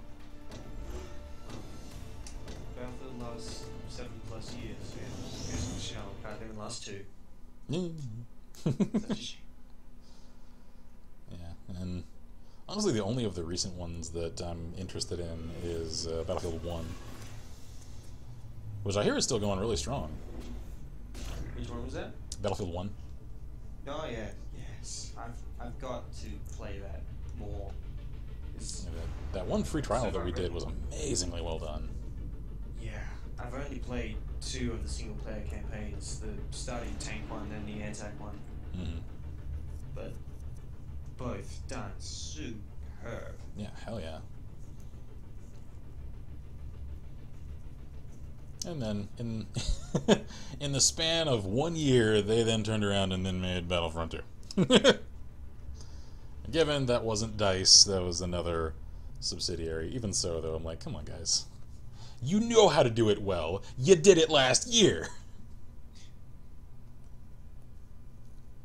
I don't know. We can't do it, right? Because otherwise pink Darth Vader would exist. We can't have that. God, such a weak excuse.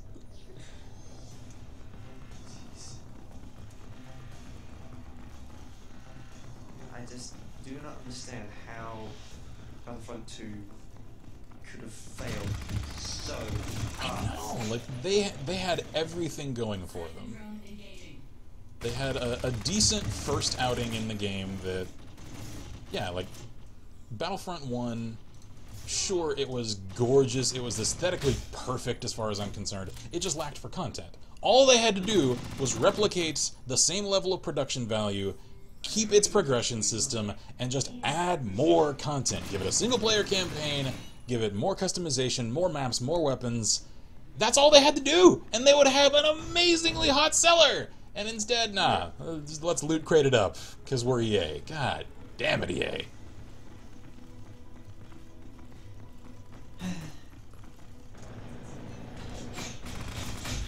Owie. Yeah, as I wonder what would happen to the industry if focus groups just disappeared overnight. Oh man, I hope so. Like, the thing is, I don't actually see focus groups as the impetus for the sudden introduction of loot boxes. Like, I don't see that as a focus group thing.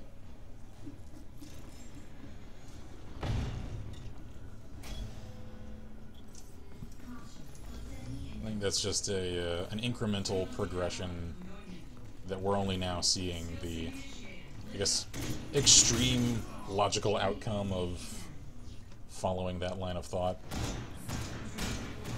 Yeah. What's really curious to me, though, is to see what's legally coming of some of the pushback to it that certain countries, of which Australia is one, deeming loot boxes as gambling legally. Australia taking issue with content from a game. Why am I not surprised? Oh, that's never happened. Yeah, it's like, wasn't medics meant to be morphine or something like that? Nah, Yeah. doesn't matter. We can't have morphine in a game. That's promotion of drug use. Change it. Okay, we'll make it medics, and it's still a needle. All right, that's fine. Yeah. As long as it's fictional.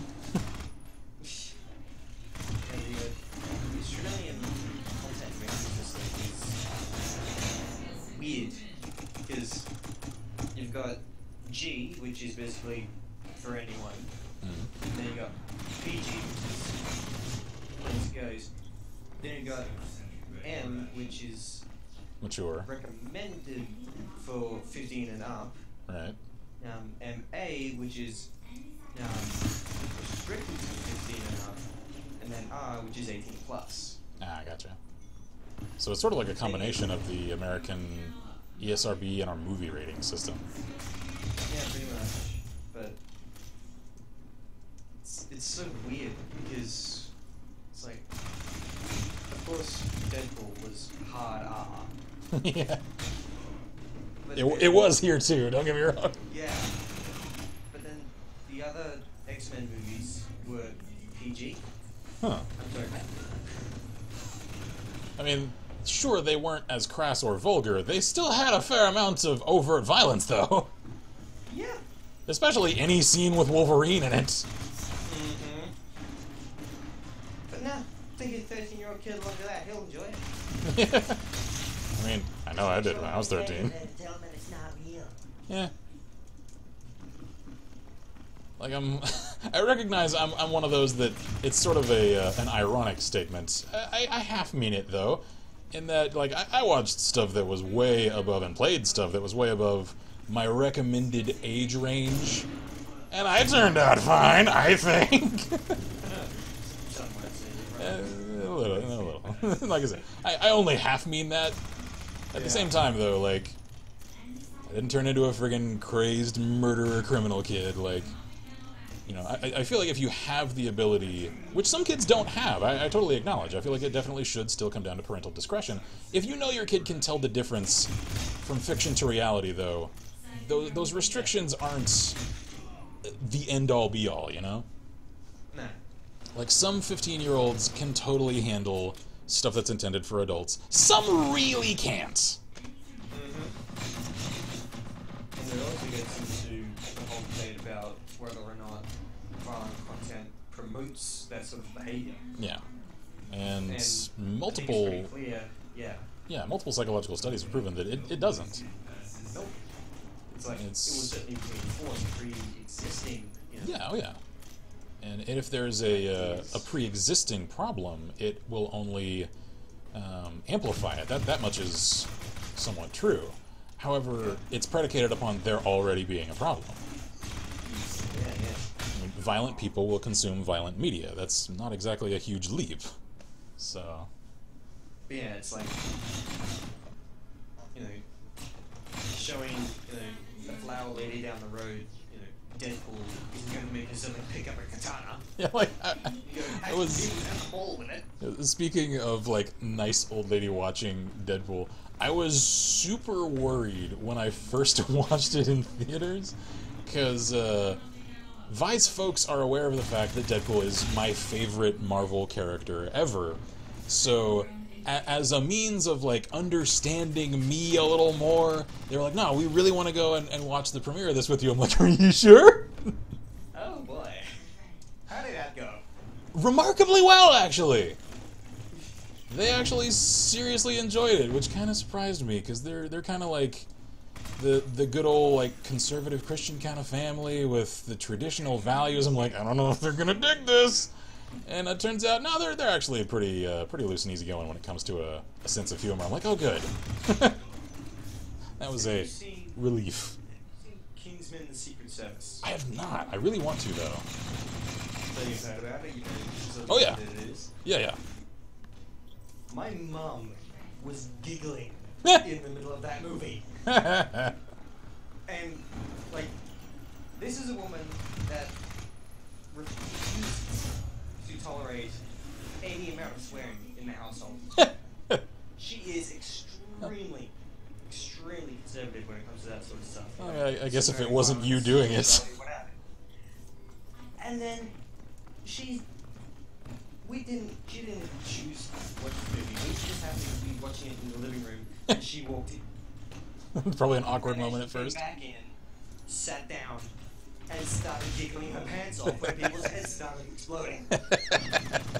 I'm like, Mom, are you alright? I suppose it's kind of like the first time I showed my mom one of my mod spotlights that I made for Fallout New Vegas. It was a long time ago. And I had forgotten that I included a little combat demo of what one of the guns that I was spotlighting could do and how it performed, how the animations looked and all that. And the look on her face when she saw the old like Fallout New Vegas dismemberment was just suddenly like shock, and I was just like, oh, here it comes. And then she's just like, wow, that's really advanced. How do they do that? I didn't know games could do that. I'm like, what? This is not the response I expected. Yeah. You don't expect like, to get like that sort of, I guess, analytical about it. Yeah. Just like, you know, blows up his head away and just like, wow, that skull fragmentation is so realistic. Yeah, exactly. How the hell do you know that? Well, and like, my mom's always had a pretty, like, open-minded approach to, consumption of media for me. Like, I was watching rated R movies when I was, like, 10. At the same time, though, she's one of those, like, mindful parents that if she can tell that something confuses me or puts me off, then she'll explain, like, what's actually going on. So I was never really, like, starved of context for things in intense movies. And, so, especially when it came to games and such, which, I've always enjoyed and played and such. Like, one of the first games I really played a lot of was Mortal Kombat, one of the ones that is the impetus for the creation of the ESRB. And what's cool is I've always had the ability to, even if she had no clue what I was talking about, to at least talk to her about games and, like, what's in them and, what's the intended experience versus the actual experience and the reception and all that. So even if she doesn't have a personal interest in them, she's at least willing to, like, take conversation about them at face value. Which I've always really valued. Like, my mom and I have a fantastic relationship that would not part with for the world.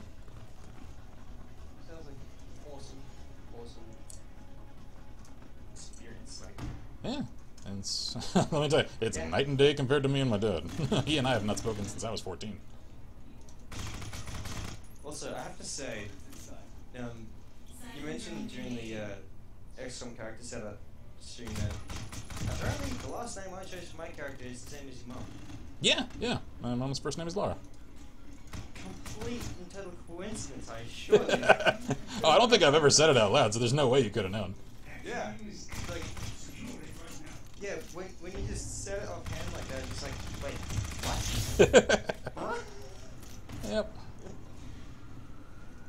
Whereas most people, it's weird too for her because she spent a 30-year career in corrections where in that environment pretty much everyone calls you your last name, not your first. And like at home, my stepdad, of course they have their disgustingly adorable pet names for each other, so she for many years very rarely ever heard her first name. And I can vouch for that same sort of thing. Like, I answered to Davenport or to Deport or online to, back when I was still going by Mr. Black, I answered to those way more readily than I did my own first name for like 3 years. Like, people would say my first name in a room, and I'm like, oh yeah, you're talking about me. Hi, yeah, I'm here. And now that she's retired and working the fruit/nut stand, of course, she's on a much more informal first name conversational level with so many more people, and she's like, it's so weird to hear my first name so often now. Yeah. And I had something very similar to that, sort of the inverse, when I first started getting involved with stream. Because before that, I had really never heard my alias spoken like that, like actually addressing me as that alias. Yeah. And then to suddenly hear people referring to me as Scarlet, it's like, yeah, that is actually my name. That's me. Yeah, cool. And like that's why I ended up changing mine after a year or so, because like I didn't realize how much I like identify with the name that I chose, and like I think this goes for anyone that hears it, especially spoken out loud a lot online, and like how much emotional like attachment that carries with it, and like that's why the fact that mine was without me really thinking about it at the time that I just decided to use it, it was rooted in rather negative things, and like over time that negative source of inspiration for it, it just kind of compounded and stacked, and I was just like, this actually isn't good for me, because I didn't think just using this name, no matter its origins, would do anything to me, and yet it did, and I was just like, I gotta make a change. Yeah. Name is a powerful thing. It is. Like, power of names, man! That's what I'm talking about! Yeah. Yeah, it's funny too, like how there's certain people, like certain names are just inherently geared towards certain personalities. Like, God, what's a good example? I've never met someone with the name Clarence that wasn't like a super deep thinker, whether it's philosophically or about electronics, like a friend of mine in college. Every single person with that name that I've ever met was super deep about some subject or another.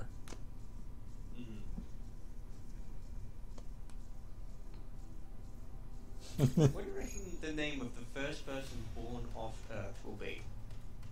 That's a good question. Probably something mythologically inspired, I would imagine. I'm gonna say Astro. Oh, that seems a little on the nose. Like if it's a female, maybe something like Luna or I don't know, something like that. I'm kind of spacing on any male astrological names. Artemis, maybe? Well, no, Artemis is actually originally a female name, even though it's commonly used in male names these days. I don't know why. Probably because it sounds masculine. Yeah, it kind of does. It's just the original goddess Artemis, she was female. Oh well, whatever. Gender conventions are meaning less and less these days, and honestly, I don't see any reason to cling to them, because, I mean, all they do is divide people, so why not blur the lines? Yeah.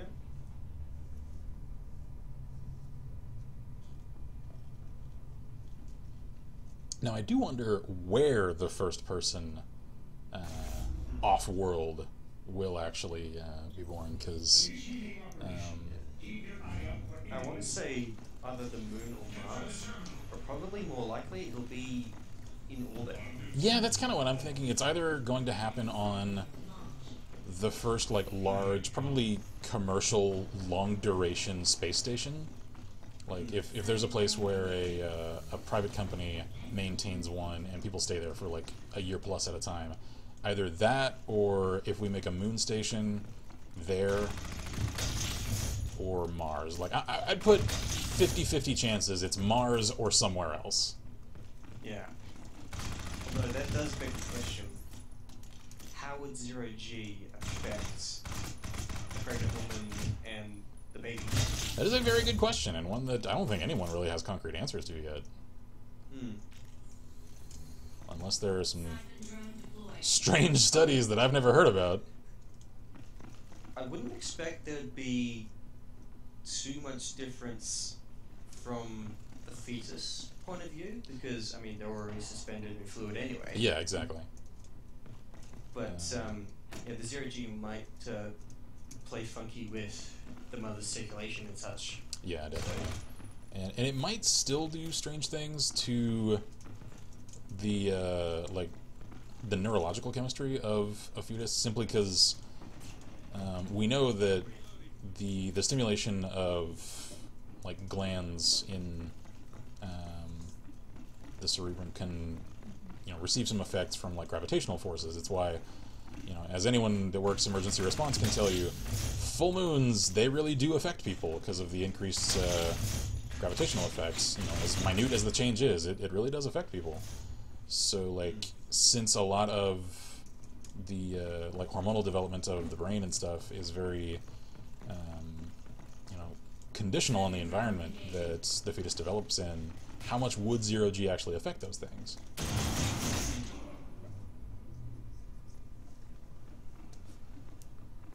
And if a child was born off Earth, much less in orbit, how would they react to coming to Earth? You know, Yeah, that feeling gravity for the first time. is, yeah, like, especially as much as like bone density shrinks in adult astronauts after prolonged exposure to 0G, like how much would that affect the density growth of someone who has not yet developed proper density?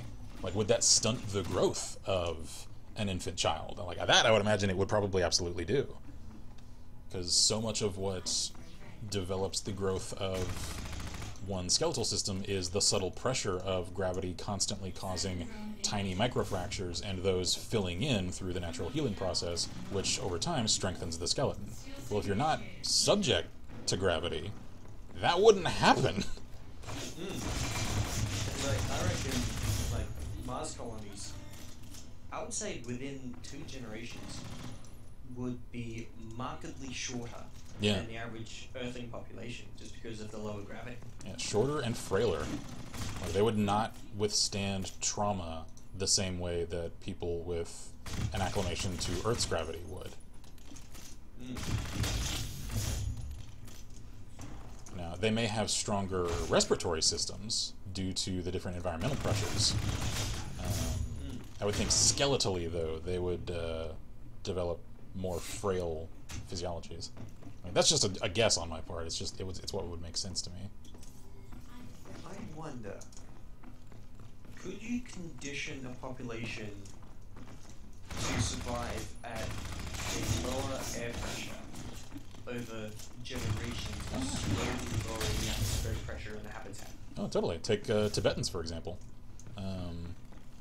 Those that actually live in the Himalayas, it's now a scientifically documented fact that there's a predominant,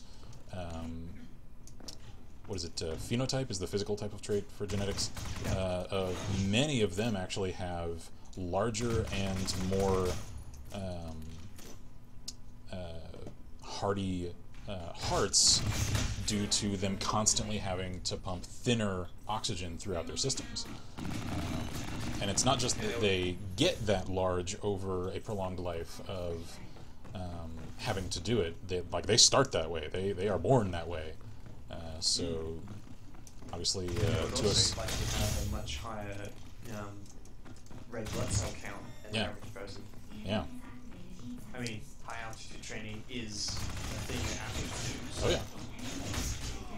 So and it's interesting too, because there was that I forget the exact details of it, because a lot of it honestly went over my head. It's deeper genetics than I'm educated about to really comprehend. At the same time, there was that NASA astronaut whose twin spent a prolonged period on the ISS, and then they compared them genetically upon his return from space and found that they had now genetically diverged due to the impetus of 0G spurring, I forget the terminology for it, essentially the creation of more mutation cells within the person that spent the time in 0G as the system tried to adapt to a radically changed environment.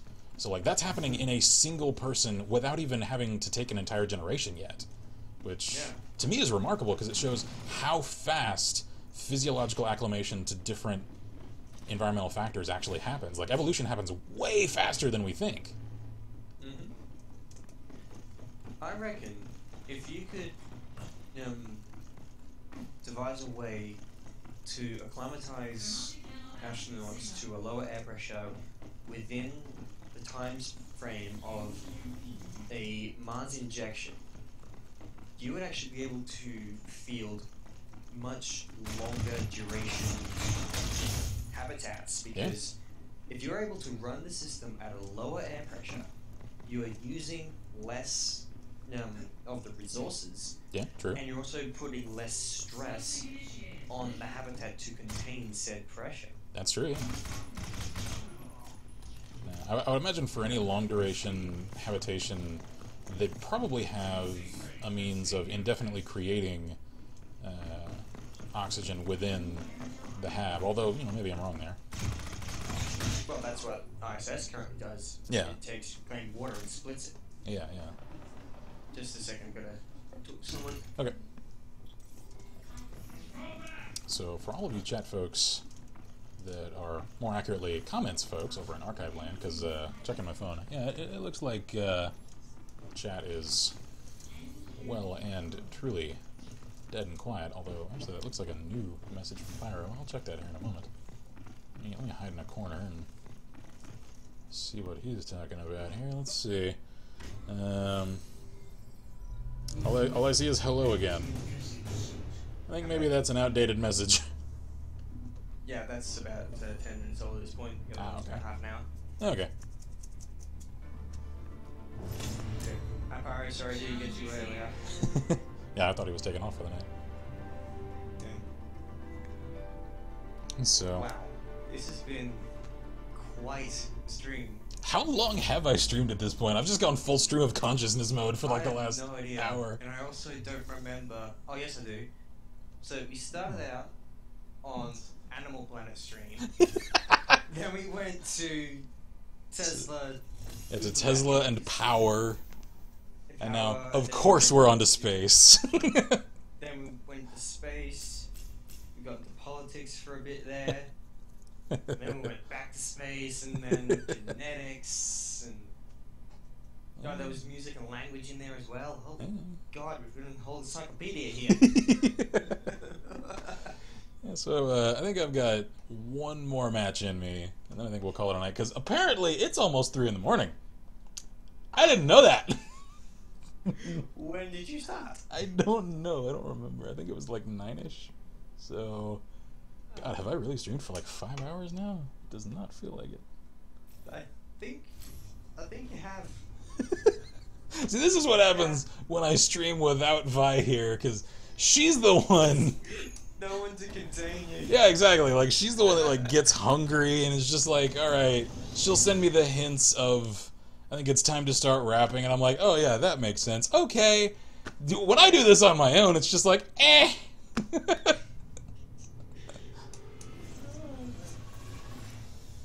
So where is Vi this evening, or rather this morning? She's laying down because she had a migraine earlier that painkillers couldn't kick, so... I hope she feels better, because it was not fun. Yeah. Thankfully, I don't seem to get them quite as often now as I used to. I do still occasionally, though, and whew, they are not a good time.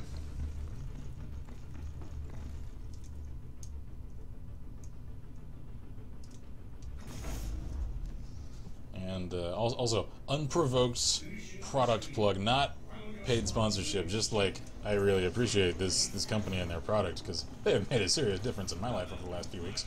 Around Thanksgiving, we got a new mattress, because ours was just getting like cratered with holes because it was old, and we really were overdue for a new one.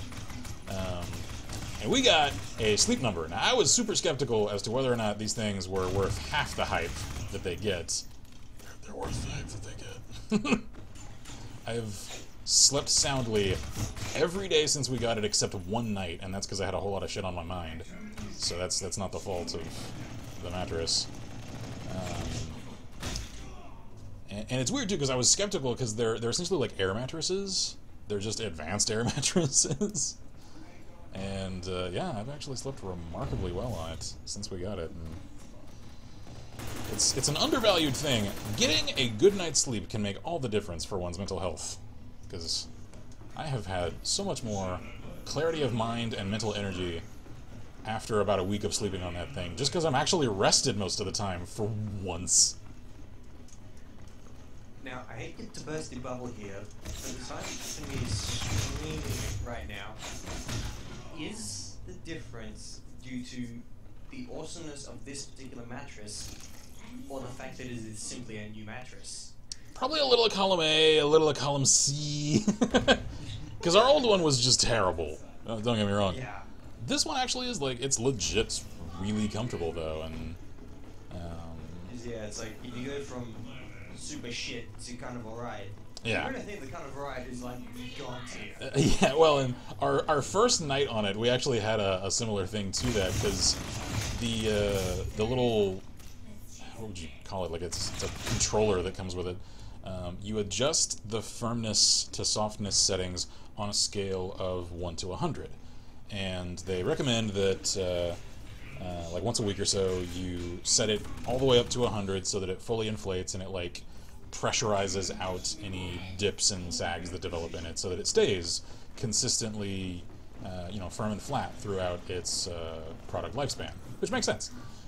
Well, something had like glitched out on the controller the first night that we had it, and so we thought we had set it down to like 35, which we each are within about 5 points of in terms of like our preferred settings.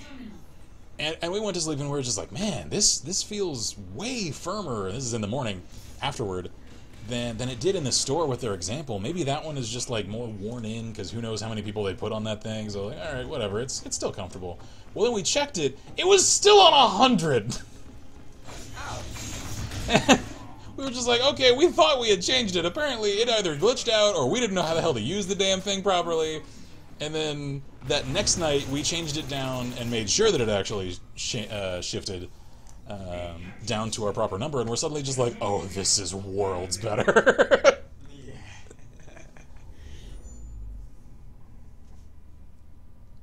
And the funny thing is, yeah, that first night, even though it was still on like the super firm 100 setting rather, it was still more comfortable than our old mattress.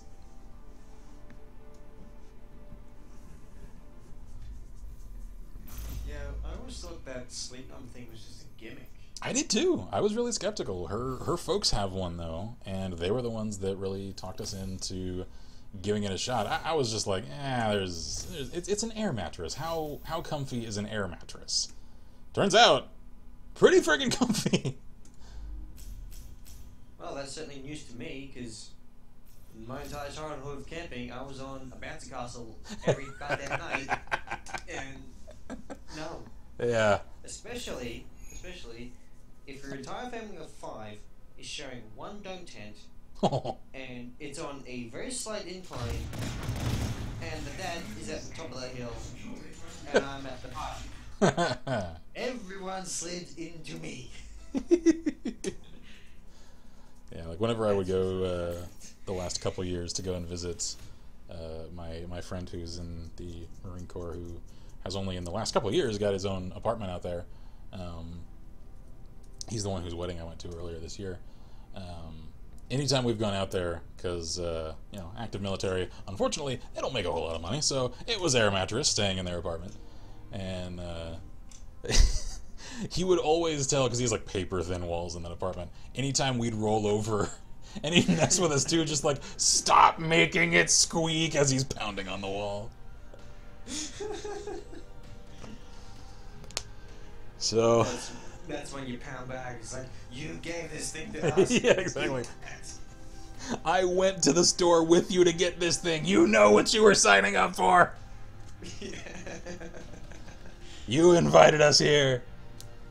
So, anyway, I can only physically tell that I've streamed for this long because I'm starting to feel the rasp in my voice now. I'm starting to hear it, actually. Yeah.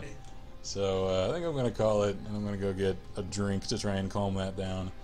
And apologies to apologies to anybody that was hoping for the release of the Creation Club Spotlight that I mentioned yesterday that I was going to push off to today. Well, I didn't remember yesterday that this was the last day to do this, so this took up my time today.